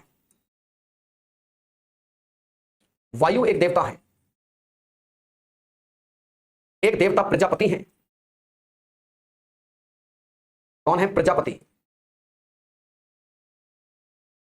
ठीक है, एक पॉइंट याद रखिएगा, साथ में कुछ देवियों का भी जिक्र है, साथ में कुछ देवियों का भी जिक्र है। ऐसा नहीं है कि समाज में केवल जो है देवता ही पूजे जाते थे, लेकिन देवियों का भी जिक्र है। देवताओं के साथ साथ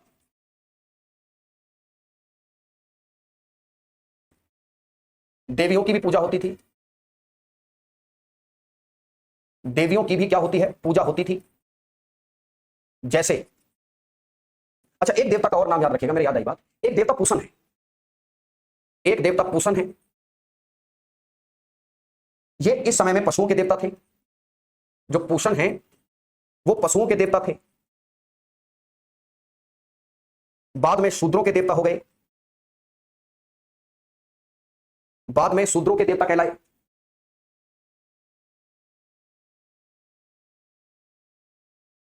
बाद में किसके देवता हो गए?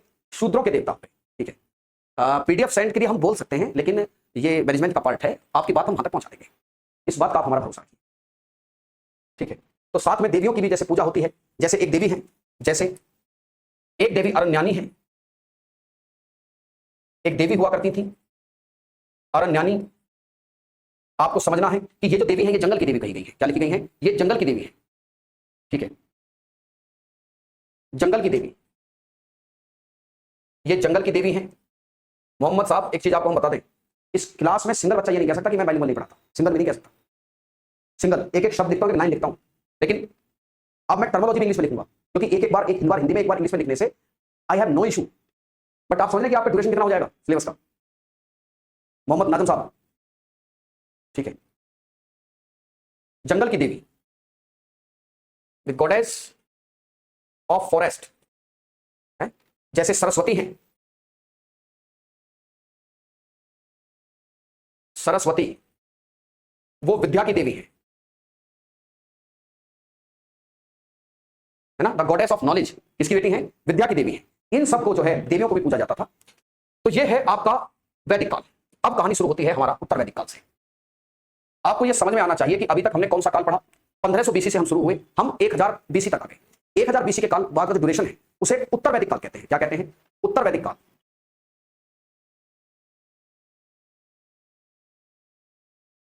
क्या कहते हैं साहब? उत्तर वैदिक काल, हेडिंग डाल लीजिए।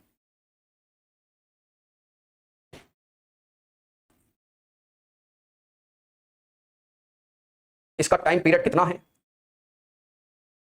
ये 1500 बीसी से शुरू होता है समय और 1000 बीसी तक है। 1500 बीसी से 1000 बीसी तक का समय है। ठीक है, इस काल की जानकारी कहां से मिलती है? इस काल की जानकारी भाई ऋग्वेद से तो मिल गई, वैदिक काल की इसकी जानकारी मिलती है यजुर्वेद से, सामवेद से और अथर्ववेद से। ओ सॉरी, उल्टा लिख लिया हमने, 1000 बीसी से 600 बीसी। इसकी जानकारी का स्रोत क्या है?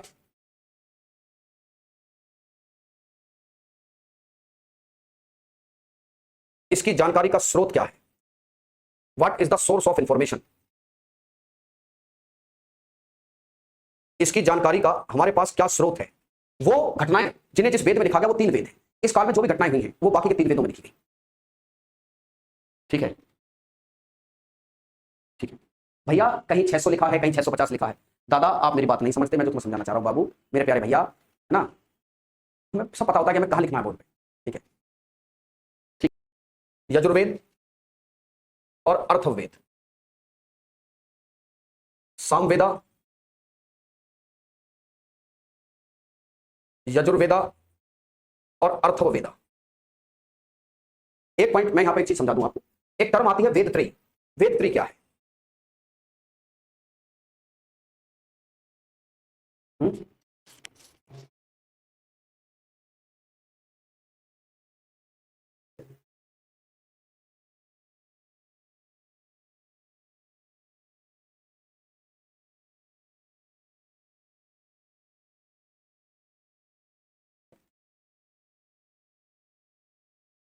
क्या कहते हैं? संगीत का जनक।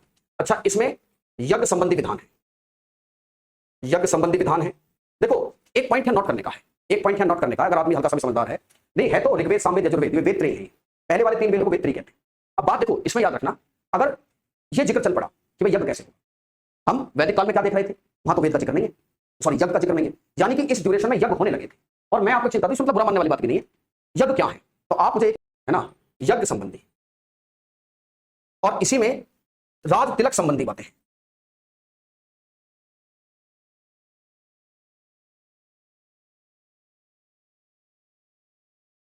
कॉरोनेशन, देखिए अथर्ववेद में देखो, हम अपनी आम जिंदगी की बात करें तो हमें किससे सामना करना पड़ता है ना, वेद त्रय का मतलब 3 वेद है ना, हमें हमें आचार हमारे हमें भाई सामना करना पड़ता है बीमारियों से, व्याधियों से, टोने टोटके से, इंसान के जीवन से, व्यवहार से। तो कायदे की बात यह है कि ये जो अथर्ववेद है, इसका जो संबंध है वो लोक व्यवहार है।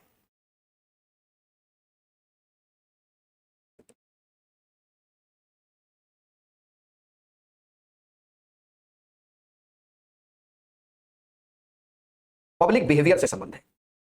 अगर तुम मैं आप उससे पूछोगे सर हमें तो जो है कोई ऐसा वेद बताओ जिस वेद से आजकल की बातों की कुछ जानकारी मिलती हो, तो मैं कहूंगा आप अथर्ववेद पढ़िए।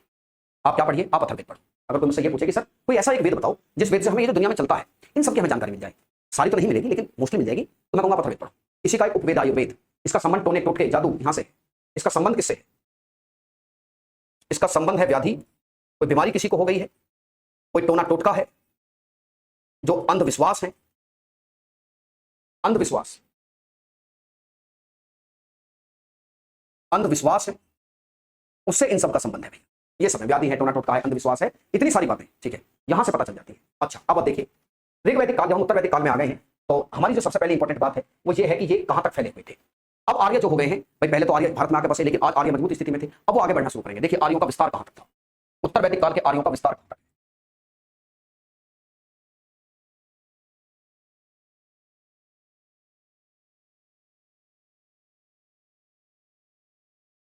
उत्तर वैदिक आर्यों का विस्तार, द एक्सपेंशन, सप्त सैंधव प्रदेश से आगे, सप्त सैंधव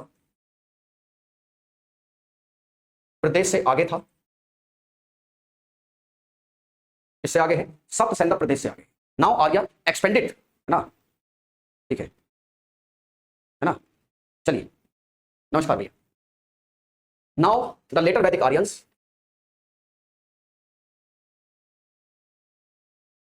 expanded from land of 7 rivers।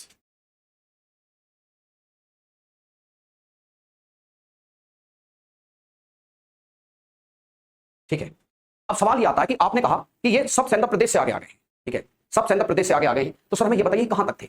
ये गंगा घाटी तक आ गए थे, ये अब गंगा घाटी तक थे, गंगा घाटी तक थे। Now they are in Ganga valley, in Ganga valley, ठीक है। इनकी पूर्वी सीमा गंडक नदी थी, इनकी जो पूर्वी सीमा थी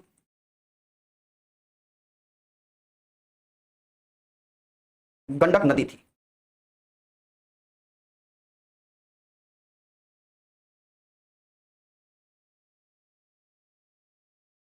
बाउंड्री वाज गंडक रिवर,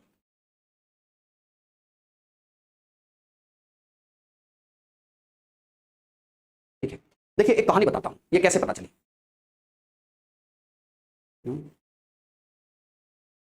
ऐसा ही चलता रहा तो बेटा इंसान ही नहीं बचेंगे, इंसानियत तो यहीं की रही, ठीक है। आपका सिलेबस बेटा कम से कम देखो भाई, मैं झूठ नहीं बोलूंगा, 65 से 70 क्लास लग जाएंगी मुझे, ठीक है। रामचरण गुर्जर जी सारी बात बताएंगे, सुनिए पूरी बात, एक एक बात को क्लियर करेंगे। कहानी आती है कि गौतमी राहुगण जो है ना, कहते हैं कि अग्नि जो थी, उनके मुख में अग्नि थी और वो पूर्व दिशा की तरफ चले। जब वो पूर्व दिशा की तरफ चले तो आगे बहुत बड़ी नदी आ गई, सदा नीरा नदी आ गई, और उनके जो मुख में अग्नि थी वो अग्नि से जंगलों को जलाते जा रहे थे, पीछे आर्य सेट होते जा रहे थे। अचानक इनका व्यापार, इनका वाणिज्य, ये सब बढ़ा। और आपको ये पता होना चाहिए कि जब आप गंगा घाटी में होते हो ना, तो यहां खूब अच्छी अच्छी खेती होती है, और जब भरपेट अन्न मिलेगा, जब भरपेट अन्न मिलता है तो लोग अन्न, पैसे वाली चीज को कब्जा करना चाहते हैं। वो कब्जा करना चाहते थे, भरपेट अन्न मिल गया है तो वो लोग कब्जा करना चाहते थे, आपस में झगड़े ज्यादा होने लगे। भरपेट जब अन्न मिलता है तो जनसंख्या में वृद्धि होती है। जहां पर भी खाने पीने की अच्छी स्थिति होती है, वहां पर आप विश्वास कीजिए कि वहां पर जनसंख्या तेजी से बढ़ती है। जहां पर खाने पीने की चीजें बड़ी रेयर है, संघर्ष करना पड़ता है खाने के लिए, वहां आबादी बहुत तेजी से नहीं बढ़ेगी।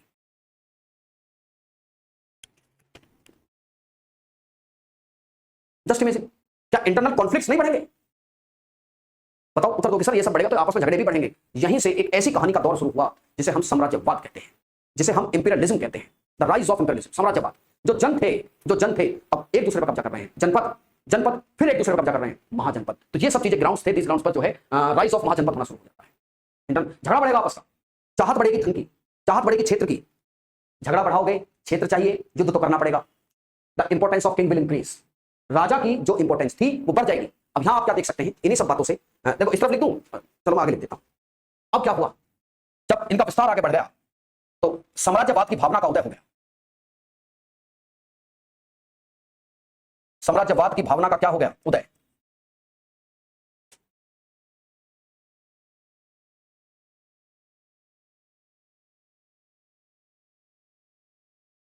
द राइज ऑफ इंपीरियलिज्म, साम्राज्यवाद की भावना जो थी वो बढ़ गई, है ना। प्रेजेंट टाइम में जितने भी कैपिटलिज्म कंट्रीज हैं वो समृद्ध भी हैं और फिर भी पॉपुलेशन है। अब यहां पर चंदन कुमार जी, यहां पर आप दो कॉन्सेप्ट एक साथ मर्ज कर रहे हैं। There is a principle also which is known as the Marx का सिद्धांत है। जो इसका सिद्धांत है, मार्क्स का सिद्धांत। आप दोनों चीजों, जन बन गए जनपद, जन मिलकर क्या बन गए, जनपद, और जनपद मिलकर क्या बन गए, महाजनपद।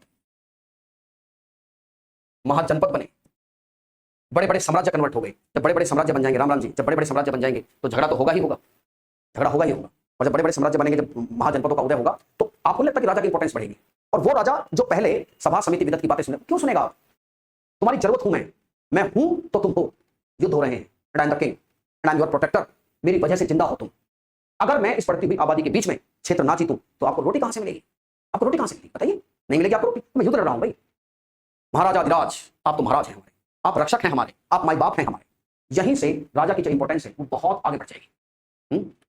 महाजनपद मतलब एक प्रकार का राज्य। देखिए यहीं से फिर जैसे महाजनपद बन जाएंगे, जैसे एक महाजनपद मगध है, मगध, अंग, काशी, कौशल, अवंती, गांधार, कंबोज,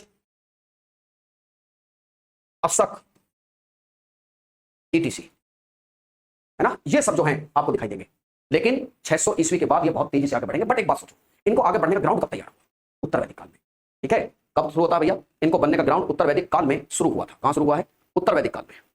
मुझे तो प्रधानमंत्री बनना आज देश का एक दिन, क्या लगता है तुम्हें? बन जाऊंगा मैं? नमस्ते नमस्ते नमस्ते। देखिए देखिए, मैंने आपको बताया था कि इस समय जो राजा का पद है, राजा का जो पद था वो आनुवांशिक हो गया है। राजा का पद आनुवांशिक है। राजा का बेटा ही अब राजा बन रहा था, उसकी ताकत बढ़ गई है।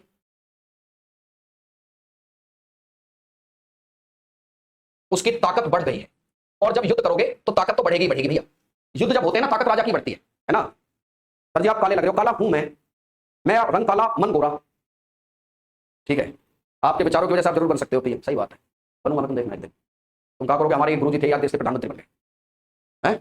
चलिए देखिए, the power of king rise, राजा की जो ताकत है ना वो बढ़ गई है। अच्छा, जब राजा की ताकत बढ़ गई तो तुम्हें कैसे पता थी राजा की ताकत बढ़ गई? सही बात है, सुनो मेरी बहुत छोटी सी बात सुनो। आप अपने गांव में जाओ, कोई आदमी खुद को ये कह रहा है मैं तो 30 मार खान हूं, तो सीधी सी बात यह है कि 30 मार खान आदमी तभी कहते हैं, तो 4 पैसे आ जाते हैं। ताकत जो है, ताकत तभी भाई, कोई आदमी उपाधि ले रहा है तो कैसे पता चलेगी? इसका सबूत क्या है? इसके साक्ष्य क्या है कि भाई राजा की ताकत बढ़ रही थी? तो इसके साक्ष्य हैं, राजा उपाधि ले रहा था, राजा उपाधि ले रहा था। The king was taking the titles, the king was taking the titles. ठीक है, राजा क्या ले रहा है? उपाधि।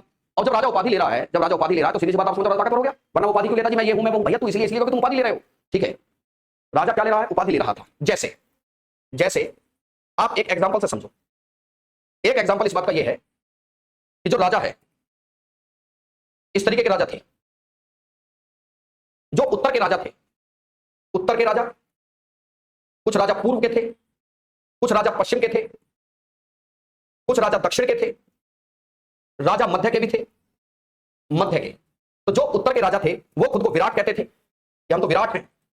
पूर्व के राजा खुद को सम्राट कह रहे हैं, सम्राट।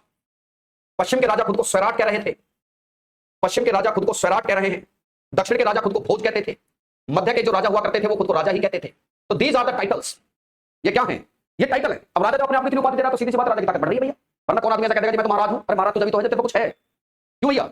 महाराज आप तभी तो हो जब कुछ होगा तुम पे। तो जैसे मैंने आपको बता दिया कि जैसे ये उपाधियां क्या थी, ये उपाधियां थी विराट, विराट कोहली नहीं, फिल्म तू कैसे देखेगी हॉल में तेरा ससुरा पावेगा, विराट, सम्राट, स्वैराट और भोज, ये सब उपाधियां थी। अच्छा, जो राजा खुद को बड़ा ताकतवर समझता था, जो राजा खुद को बहुत ताकतवर कहता था मैं एक राट हूं, एक राट का मतलब सब राज मेरा है। कुछ स्वयं को एक राट कहते थे, कुछ स्वयं को एक राट कहते थे, एक राट भी कहते थे। एक राट का मतलब होता था एक बड़े क्षेत्र का स्वामी, बड़े क्षेत्र का स्वामी मतलब the ruler of a big land, the ruler of a big land. बड़े क्षेत्र के स्वामी को एक राट कहते थे। डाउट है पर शो हो रहा है कि समय आर्य आए उस समय तो हाँ जी, चलो। तो the ruler of a big land जो कहते थे कि मैं तो बड़े क्षेत्र का स्वामी हूं। अच्छा, एक और क्या पहचान है? राजा जबरदस्ती टैक्स ले रहा है, कर अब कंपलसरी हो गया था।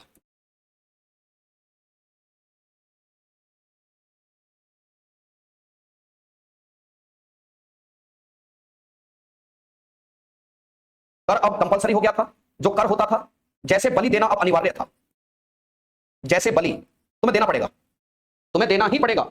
ठीक है सर जी, आप क्यों हंसे? है ना, मैं इसलिए हंसा एक मैंने गाना गाया था लेकिन वो पूरा कर दिया था। Political structure is that the office of king become, मतलब ये अनुवांशिक हो गया था, हायरार्की थी, and the power of king rise, Raja was taking the titles like Virat, like सम्राट, लाइक भोज, लाइक राजा, लाइक स्वराट, है ना। सम रूलर डिक्लेयर हिमसेल्फ एज एक राट। एक rot it means the ruler of a big land, जिसने अपने आसपास के सभी क्षेत्रों को जीत लिया, वो एक राट है। वो कहता है now the tax is compulsory, कर दीजिए आप। अरे भैया, जब तुम्हें कर देना पड़ेगा तो फिर तो ऑटोमेटिक राजा की ताकत बढ़ गई यार। अच्छा, और क्या बात पता चलती है?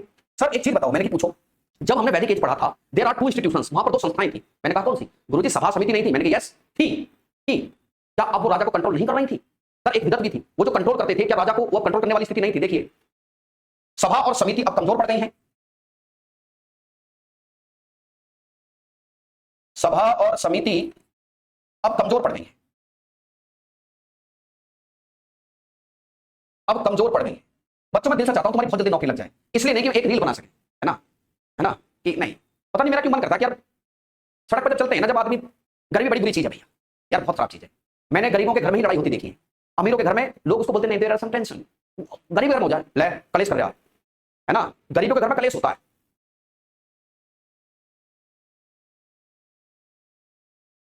विदत समाप्त हो गई है, सभा और समिति बिकम वीकर, सभा एंड समिति become weaker and there is no evidence of vidat, there is no evidence of vidat, विदत का अब कोई साक्ष्य नहीं है। विदत जो अभी इससे पहले एक संस्था हुआ करती थी विदत, वो राजा पे कंट्रोल रखती थी, उसका काम था जो लूट में पैसा मिला उसका बंटवारा करना, लेकिन अब विदत है ही नहीं। और सभा क्या कही गई है? प्रजापति की पुत्रियां कही गई हैं ये। ठीक है, नहीं नहीं नहीं बोलो, स्टार्ट हुआ अभी, है ना। इनको क्या कहा गया है? Twin daughters of Prajapati, twin daughters of Prajapati.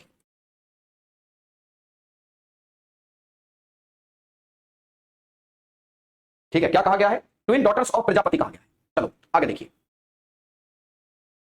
Okay, अब सवाल ये निकल कर आता है, अच्छा राजा यज्ञ करवा रहा है, ये भी एक बहुत बड़ी बात थी। राजा अब यज्ञ करवाता था, राजा अब यज्ञ करवा रहा है, ये भी एक साइन था कि राजा की ताकत बढ़ रही है ना। राजा की क्या बढ़ रही है? ताकत बढ़ रही है। The king is organising the yajnas, यज्ञ देखिए कौन कौन से यज्ञ थे। ये यज्ञ हैं, एक बात बताओ, बुरा मत मानना, पर कायदे की बात है। अगर यज्ञ हो रहे हैं, तुम आज देखो जी, जो लोग जागरण वगैरह कराते हैं, हम तो देखो भगवान में इस तरीके से मानते हैं कि भगवान को सादगी से पूछे, भगवान के लिए हमसे पूछे जी कि भगवान को आप कैसे मानते हो, मैं कहूंगा भैया भक्ति में चोचले नहीं होते, भक्ति में चोचलेबाजी नहीं होती। अगर तुम किसी के प्रति भक्ति रखते हो तो वो शक्ति तुम्हें तभी देगी, चोचलेबाजी नहीं है। और आज की तारीख 50 आदमी ऐसे हैं जो उनसे कह दो वो करवाना है जी, वो जागरण मैं कर रहा हूँ, ताम झाम जोड़ देंगे दिखाने के लिए कितना पैसा है। भगवान उससे खुश नहीं होते, भगवान भक्ति भाव से खुश होते हैं। भक्ति भाव है। अब भक्ति क्या हो रही है आजकल, फैशन का काम हो रहा है कि देखो कितना पैसा खर्चा, जागरण करवाया जी, ये करवाया जी, हवन करवाया। कौन सा यज्ञ है? अश्वमेघ। अश्वमेघ क्या है जी? अश्वमेघ यज्ञ आपको पता होना चाहिए, घोड़ा छोड़ा जाता था। जहां जहां से घोड़ा निकल गया है ना, जहां सब जगह चिराग, सब जगह यही है, जहां जहां से घोड़ा निकल गया वो क्षेत्र हमारा। अब मान लो कि घोड़ा किसी ने पकड़ लिया, इसका मतलब ये है कि ये आदमी लड़ने के मूड में हमसे, ये लड़ेगा हमसे आदमी, इसलिए भी लड़ लिया, ये क्षेत्र तो हमें जीतना ही है। अश्वमेघ यज्ञ होता था। एक यज्ञ होता था राजसू, राजसू यज्ञ होता था राजा के राज तिलक पर। जब राजा का क्या होता है, राजा का राज तिलक होता था, the coronation of king, coronation of king, राजसू यज्ञ। कौन सा यज्ञ? राजसू यज्ञ। ठीक है, उत्कर्ष जी स्वागत है आपका, स्वागत है आपका आरडब्ल्यू परिवार में, आपका हार्दिक स्वागत है भैया जी। ठीक है ना। आज के समय में तो कोई राजा ही नहीं है, हर घर में राजा है, हर घर में है रावण बैठा है, इतने राम कहां से लाऊं, और आदमी अपने मन का राजा, तुम किसी को क्या देख लो, बोले अच्छा धुआं निकाल देंगे। इतने तगड़े आदमी आज की तारीख में कौन राजा मान रहा भैया किसी को? ठीक है, हाँ ये वही रामायण वाला यज्ञ है।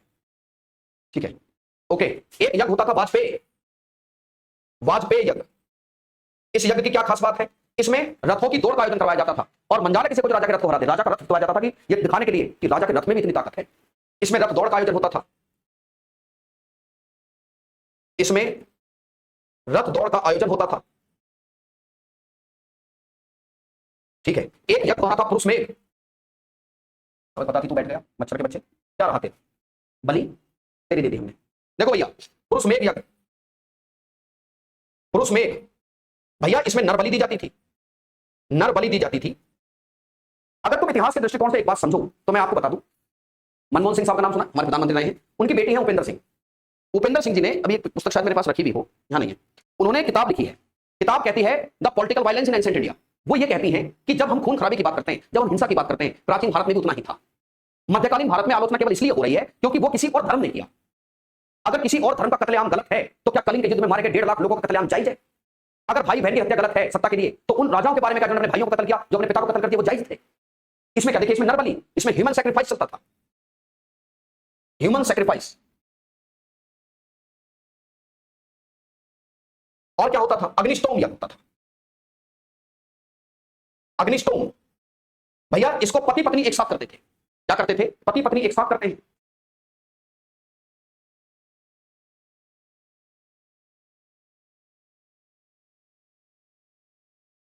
पति पत्नी क्या करते हैं? एक साथ, लेकिन उनको कुछ समय तक, हम भी यही सोचते हैं हमेशा, आपने दिल की बात बोल दी, कायदे की बात है, वो सही था, तुम आज गलत बोल दे रहे हो।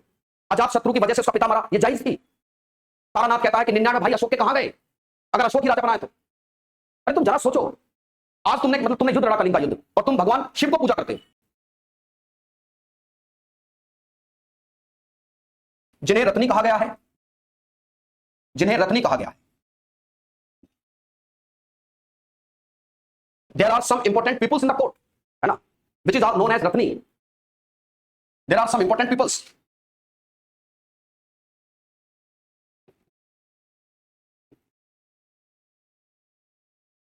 which are known as Ratni.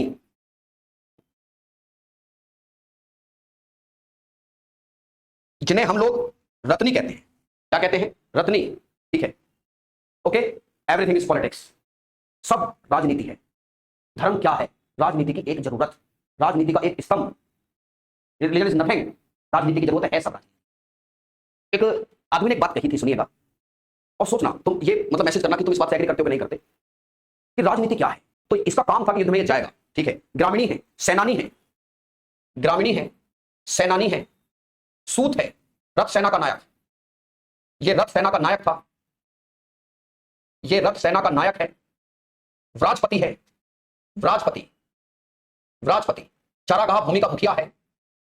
ये चारागाह भूमि का क्या है? मुखिया। चारागाह भूमि का क्या था? ये मुखिया है, जिसे व्राजपति कहते थे। ठीक है, आगे देखिए, जैसे संग्रहिता है, संग्रहिता, कोषाध्यक्ष, संग्रहिता, कोषाध्यक्ष, the head of treasury. English में लिख लो जल्दी से, ये कोषाध्यक्ष है, द हेड ऑफ ट्रेजरी। ठीक है ना बेटा, ऋग्वैदिक काल से ही ये चले आ रहे थे, अब ये स्पष्ट हो गए थे विपिन। ठीक है ना। प्रांजल शादी में जाना, दावत में नहीं छोड़ेंगे, हमें भी लेकर चलो दावत में जा रहे हो तो। ठीक है, एक भागदूत होता था, भागदूत, अर्थमंत्री। भागदूत होता है, जिसे अर्थ मंत्री कहते थे। क्या बोलते हैं? अर्थ मंत्री। ये सब हुआ करते थे। ओके, तो ये it was the political structure of that time और इट प्रूव्स कि there are rise in power of a king. राजा की ताकत बढ़ी है, और वो जायज बात है। युद्ध लड़ोगे तो राजा की सेना चाहिए, और सेना के लिए राजा चाहिए। अब आते हैं समाज की स्थिति। उत्तर वैदिक काल का समाज कैसा था? उत्तर वैदिक काल का समाज, सब कुछ बदल गया, हालात बदल गए, जज्बात बदल गए। देखिए साहब, उत्तर वैदिक काल का समाज कैसा है? उत्तर वैदिक काल का समाज, उत्तर वैदिक काल का समाज कैसा है? देखिए, वर्ण व्यवस्था, वर्ण व्यवस्था अब जाति व्यवस्था बन गई थी। वर्ण व्यवस्था अब जाति व्यवस्था बन गई थी। जाति व्यवस्था बन गई है। द वर्ण सिस्टम, वर्ण system became the caste system. और आपको पता होना चाहिए कास्ट सिस्टम के बारे में। कास्ट सिस्टम, यह व्यवस्था जन्म पर आधारित है। यह अब जन्म पर आधारित थी। यह व्यवस्था अब जन्म पर आधारित है, जन्म पर आधारित थी। It was based on the birth, it was based on birth. जिसने जिस वर्ण जन्म ले लिया जिस जाति में, उसी जाति का कहलाएगा। जाति व्यवस्था कब आई? ठीक है, जाति व्यवस्था कब आई? इस काल में आई जाति व्यवस्था। ये जातियां थी, ये कौन सी जाति है? इस देश का बेड़ा गर्क कर दिया इस व्यवस्था ने। और मैं एक बात और बता दूं तुम्हें आज, मेरी बात को लिख लेना कहीं। इस बात पे सिर्फ आदमी बात कर सकता, समाधान किसी आदमी का नहीं है। समझ में आई? इस बात का समाधान किसी का नहीं है। सच्चाई यह है, अंदर मन से सब काले हैं, सब। राजनीति इतनी गंदी चीज है, जो ये कह रहा है ना नेता की जाति व्यवस्था खराब है, मैं कह रहा हूं ये भी राजनीति कर रहा है। समाधान किसी का नहीं है। जाति व्यवस्था, क्षत्रिय, वैश्य, शूद्र। देखो, जिस तरीके के समाज में रिचुअल्स चल रहे थे, समाज में कर्मकांड हो गए हैं, समाज में चल रहे रिचुअल्स की वजह से। देखो, मैं एक बात आपको क्लियर कर दूं जी, मेरी बात को समझने की कोशिश करना, ठीक है? समझने की कोशिश करना। मैं भी एक ब्राह्मण आदमी हूं भैया, बुरा मत मानना मेरी बात का, आप समझो। तुम्हें यह पता चल जाए कि हवन करवाने से सब कुछ होगा, तो भैया ब्राह्मणों की वर्चस्व बढ़ेगा। ठीक है, सर का ऑपरेशन हुआ है, मोहन मुझे वास्तव में नहीं पता था, मुझे मैं सर से भी बात करता, मैं सर से भी बात करूंगा। नहीं समझ में भैया? है, वर्चस्व बढ़ेगा। राजा कह रहा मुझे यज्ञ करवाना है, क्योंकि मैं राजा बन गया, तो राजा यज्ञ तो ब्राह्मण ही करेगा, तो ब्राह्मण की इंपॉर्टेंस बढ़ेगी। लोगों ने मोक्ष को इतना हाईलाइट कर दिया कि एवरीथिंग इज मोक्ष।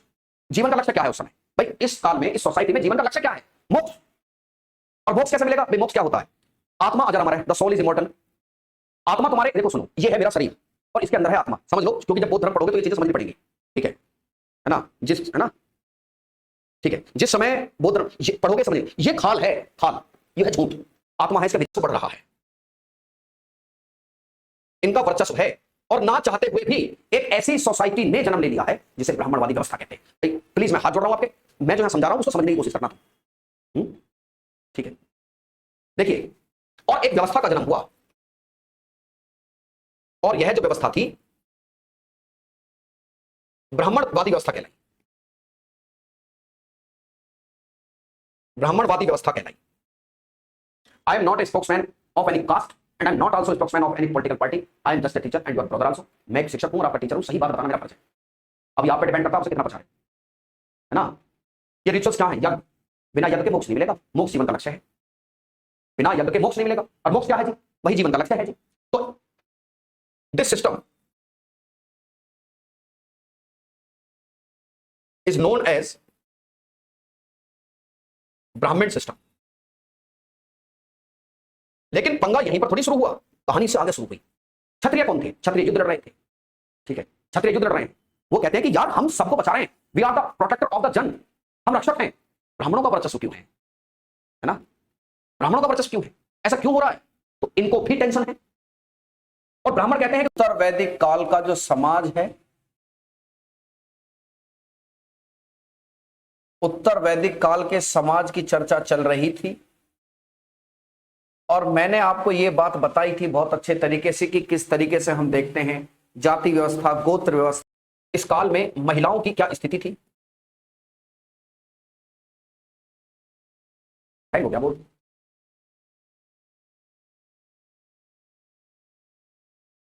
इस काल में महिलाओं की स्थिति देखें तो क्या थी। देखिए, द सिचुएशन ऑफ फीमेल्स,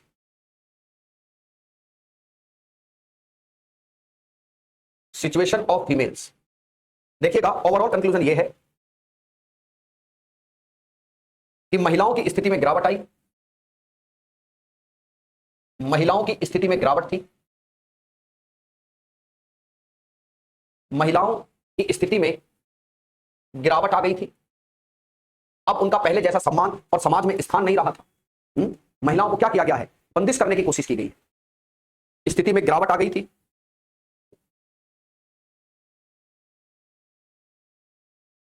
ठीक है, आगे देखिएगा, इसके बावजूद भी गार्गी और मैत्री जैसी महिलाएं इस जमाने में थीं। गार्गी और मैत्री जैसी महिलाएं, मैत्रेयी जैसी विदुषी महिलाएं भी इस जमाने में थीं। जैसी विदुषी महिलाएं भी क्या थीं, महिलाएं भी इस जमाने में मौजूद थीं। इन जैसी महिलाएं भी थीं, विदुषी महिलाएं भी मौजूद थीं। नोट कीजिएगा, एक जगह पता चलता है कि जो गार्गी हैं, गार्गी का ऋषि याज्ञवल्क्य से संवाद हुआ था। नमस्ते भैया, फाइनली बहुत दिनों बाद। ऐसा कुछ नहीं है, एक वो हो गया था मिसअंडरस्टैंडिंग, जिस वजह से क्लास नहीं लगी थी, एक मिसअंडरस्टैंडिंग सी हो गई थी, और तो कुछ नहीं है। ठीक है, ठीक है, देखिए, नोट, गार्गी का ऋषि याज्ञवल्क्य से संवाद होता है, ऋषि याज्ञवल्क्य से संवाद होता है। आप इसी समय की घटना है जिसे हम गार्गी याज्ञवल्क्य कन्वर्सेशन कहते हैं, गार्गी एंड याज्ञवल्क्य कन्वर्सेशन, जिसे गार्गी याज्ञवल्क्य संवाद कहते हैं। और ये जो बातचीत हो रही थी गार्गी के बीच में और ऋषि याज्ञवल्क्य के बीच में, इसमें गार्गी जीतती है। आखिर में ऋषि याज्ञवल्क्य को कहना पड़ा कि गार्गी तू चुप हो जा, वरना मैं तुझे श्राप देकर तेरा सिर फोड़ दूंगा। तब जाके गार्गी जो है चुप होती है। ठीक है, इसी काल में हमें आश्रम व्यवस्था देखने को मिलती है, इसी काल में आश्रम व्यवस्था देखने को मिली। क्या देखने को मिली, आश्रम व्यवस्था, आश्रम व्यवस्था देखने को मिली, द आश्रम सिस्टम। ठीक है, इनकी संख्या 4 थी, आश्रम व्यवस्था, इनकी संख्या 4 है। संख्या कितनी है, 4। कहां से जानकारी मिलती है, जवालो उपनिषद से जानकारी मिलती है। इनकी जानकारी कहां से मिलती है, जाबालो उपनिषद से मिलती है। किससे मिलती है, जाबालो उपनिषद से, जाबालो उपनिषद से ये सब जानकारी मिल जाती है। और कौन से थे आश्रम, ये सब बातें यहां पता चल जाती हैं। ये आश्रम थे, ये आश्रम है। एक आश्रम ब्रह्मचर्य था, फिर गृहस्थ, कौन सा है, फिर गृहस्थ आश्रम है, फिर है वानप्रस्थ, फिर संन्यास आश्रम था, संन्यास आश्रम। जानकारी की बात यह है कि संन्यास आश्रम बाद में बना। क्या बना है, यह बाद में डेवलप हुआ। फिर भी आपकी आवाज कम है। ठीक है, अच्छा, आवाज तो कम नहीं होनी चाहिए। इसी समय मुंड को उपनिषद में कहा गया, सत्यमेव जयते, मुंड को उपनिषद में, मुंड को उपनिषद में कहा गया कि सत्य की जीत होती है, सत्यमेव जयते। महा उपनिषद में क्या कहा गया, वासुदेव कुटुंबकम,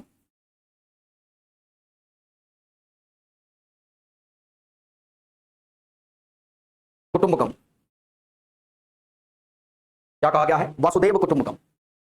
ठीक है, ओके, ये सब बातें कही गई। आगे देखो, उत्तर वैदिक काल में कैसी थी, उत्तर वैदिक काल का आर्थिक जीवन, उत्तर वैदिक काल का आर्थिक जीवन।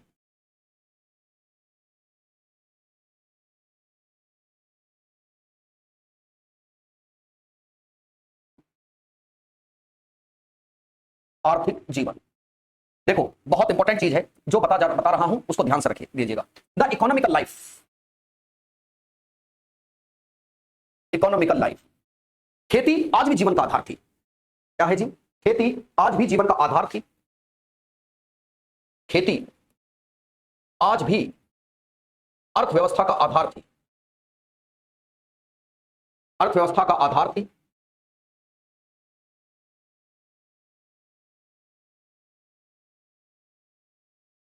आज भी जो खेती है वो पूरी इकोनॉमी की बैकबोन थी। वासुदेव कुटुंबकम का मतलब होता है पूरी दुनिया एक ही है, हम सब एक ही कुटुंब के लोग हैं, पर दुनिया माने जब ना, हम मानते हैं बस इस बात को, बाकी कोई मानता नहीं। ठीक है। Agriculture is the backbone of economy.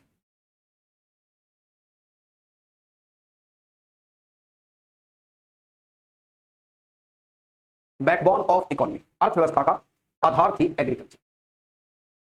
ठीक है, आगे देखिए। चूंकि अर्थव्यवस्था का आधार थी एग्रीकल्चर, लेकिन लोहे की जो खोज हुई उसने एकदम क्रांति ला दी। लेकिन लोहे की खोज से क्रांति आ गई। लोहे का आना था और खेती की ज्यादा बल्ले बल्ले हो गई, यशुदी बल्ले बल्ले की खोज से खेती बहुत तेजी से बढ़ी।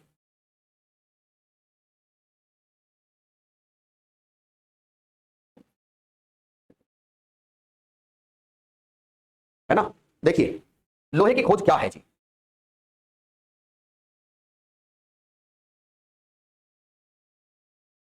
लोहे की खोज, देखिए लोहे की जो खोज है उत्तर वैदिक काल में हुई। कब होती है? उत्तर वैदिक काल में। किसमें हुई है? उत्तर वैदिक काल में। इसे कृष्ण अयस, दैट इज ब्लैक मेटल कहा गया। इसे क्या कहा गया है? Black metal. जब ये खोजी गई इसी समय में इस लोहे की खोज हुई है। क्या हुई है? लोहे की खोज। है ना? आपसे देखो क्या नाम है, जो भी शक शिकायतें हैं क्लास रिगार्डिंग वो अब नहीं रहेंगी। माफी चाहता हूं, मैंने कहा था कि किसी एक मिस कन्वर्सेशन की वजह से क्लास नहीं लग पाई थी, इसमें मेरा कोई खास दोस्त एक्चुअल में है नहीं। ठीक है, तो अभी इस बात को हम जाने देते हैं, just focus on the study. ठीक है, लोहे के सबसे पहले साक्ष्य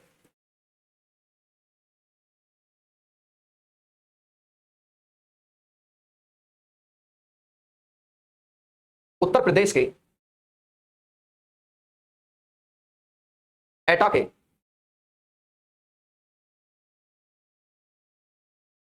अतरंजी खेड़ा से मिलते हैं।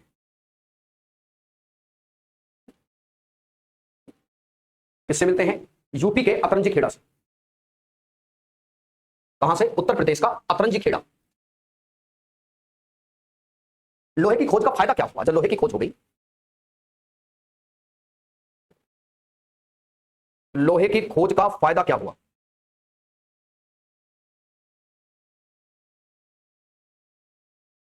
देखिए खेती बहुत तेजी से बढ़ी, खेती बहुत तेजी से बढ़ी, खेती में अच्छी पैदावार हुई।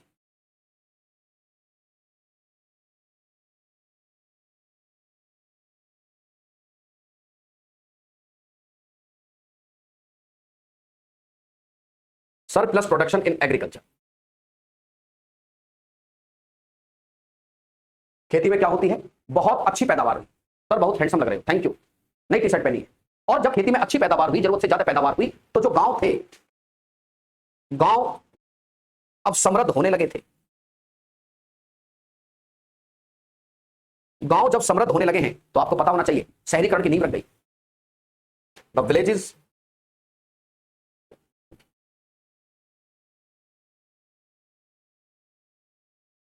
प्रॉस्पेयर।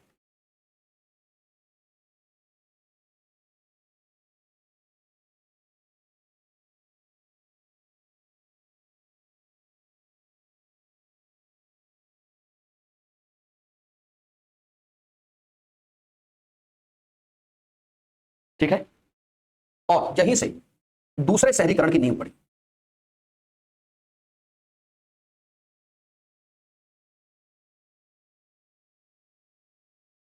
Start of second urban revolution.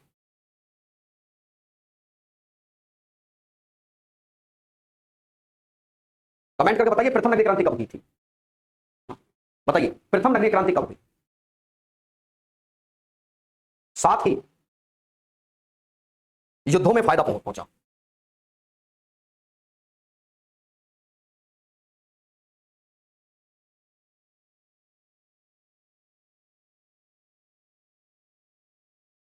The war become easier, आने वाले समय में जिसके पास लोहे के अच्छे भंडार होंगे उसकी खेती अच्छी होगी। Very good. नवपाषाण काल में वो युद्ध अच्छे करेगा तो इस बात बढ़ेगा भी तेजी से आगे, ये बात पक्की हो गई थी। वो युद्ध भी तेजी से करेगा, वो आगे भी तेजी से ही बढ़ेगा। ठीक है, तो खेती जो है इस समय खूब आगे बढ़नी शुरू हुई। तो ठीक है, चलो धान और गेहूं जो है, धान और गेहूं मुख्य फसल हो गई। धान और गेहूं मुख्य फसल हो गई है। उत्तर वैदिक काल का एक ग्रंथ है जिसका नाम शतपथ ब्राह्मण है ना। शतपथ ब्राह्मण में, शतपथ ब्राह्मण में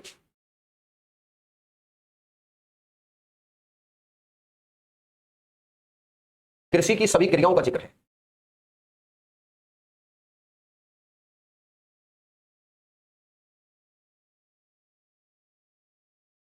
कृषि की सभी क्रियाओं का जिक्र है।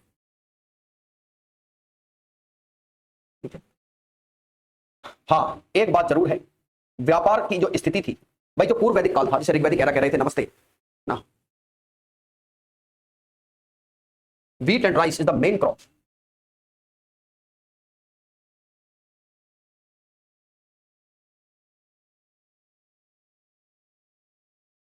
All the process regarding agriculture.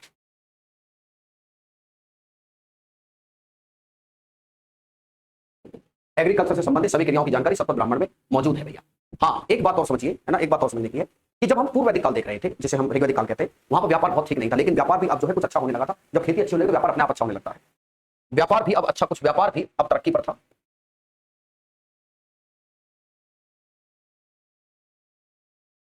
व्यापार भी पहले के मुकाबले क्या था, अब अच्छा था।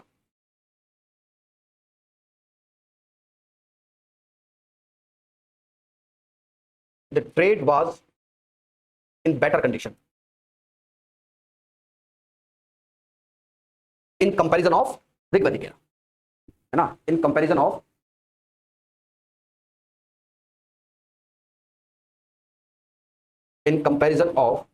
ऋग्वैदिक era.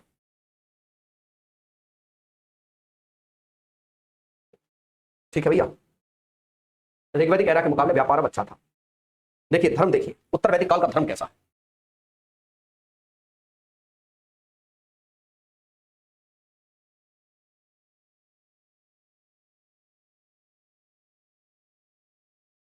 The religion of letter वैदिक एज, ध्यान कीजिए वहां पर देवता लगभग कमोबेश अभी भी ऐसे जैसे, ठीक है ना, अभी भी जैसे, लेकिन समय के साथ साथ देवताओं की, भाई भारत के धर्म में खास बात है, हमारे यहां समय के साथ साथ देवताओं की जरूरत बदल जाती है। देखिएगा अभी भी लगभग सभी देवताओं की स्थिति वैसी ही है।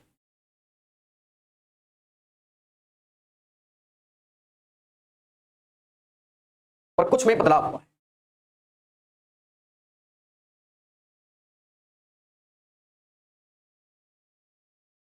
पर क्या हुआ है, पर कुछ में बदलाव हो गया था।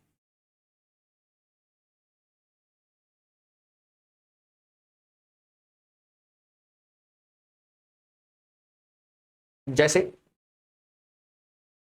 प्रजापति अब महत्वपूर्ण देवता हो गए।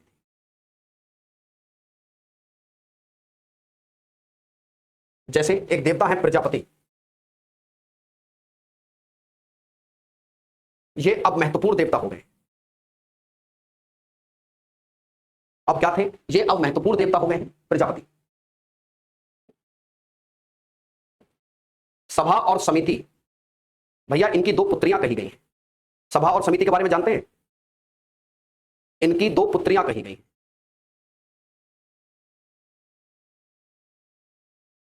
सभा और समिति क्या कही गई हैं, these are the twin capitals of Prajapati.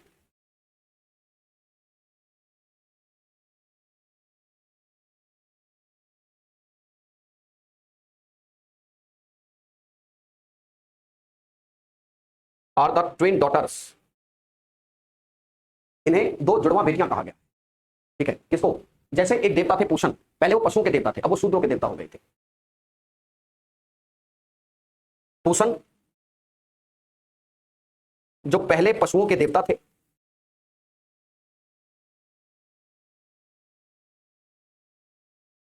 पशुओं के देवता थे, अब शूद्रों के देवता। अब क्या हो गए हैं वो? शूद्रों के देवता।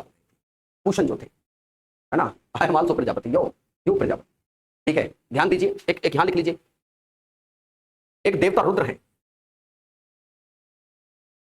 एक देवता रुद्र है जो मॉडर्न शिव जैसे हैं। वो कैसे हैं? आधुनिक शिव। नई बात समझ में आई नहीं अभी?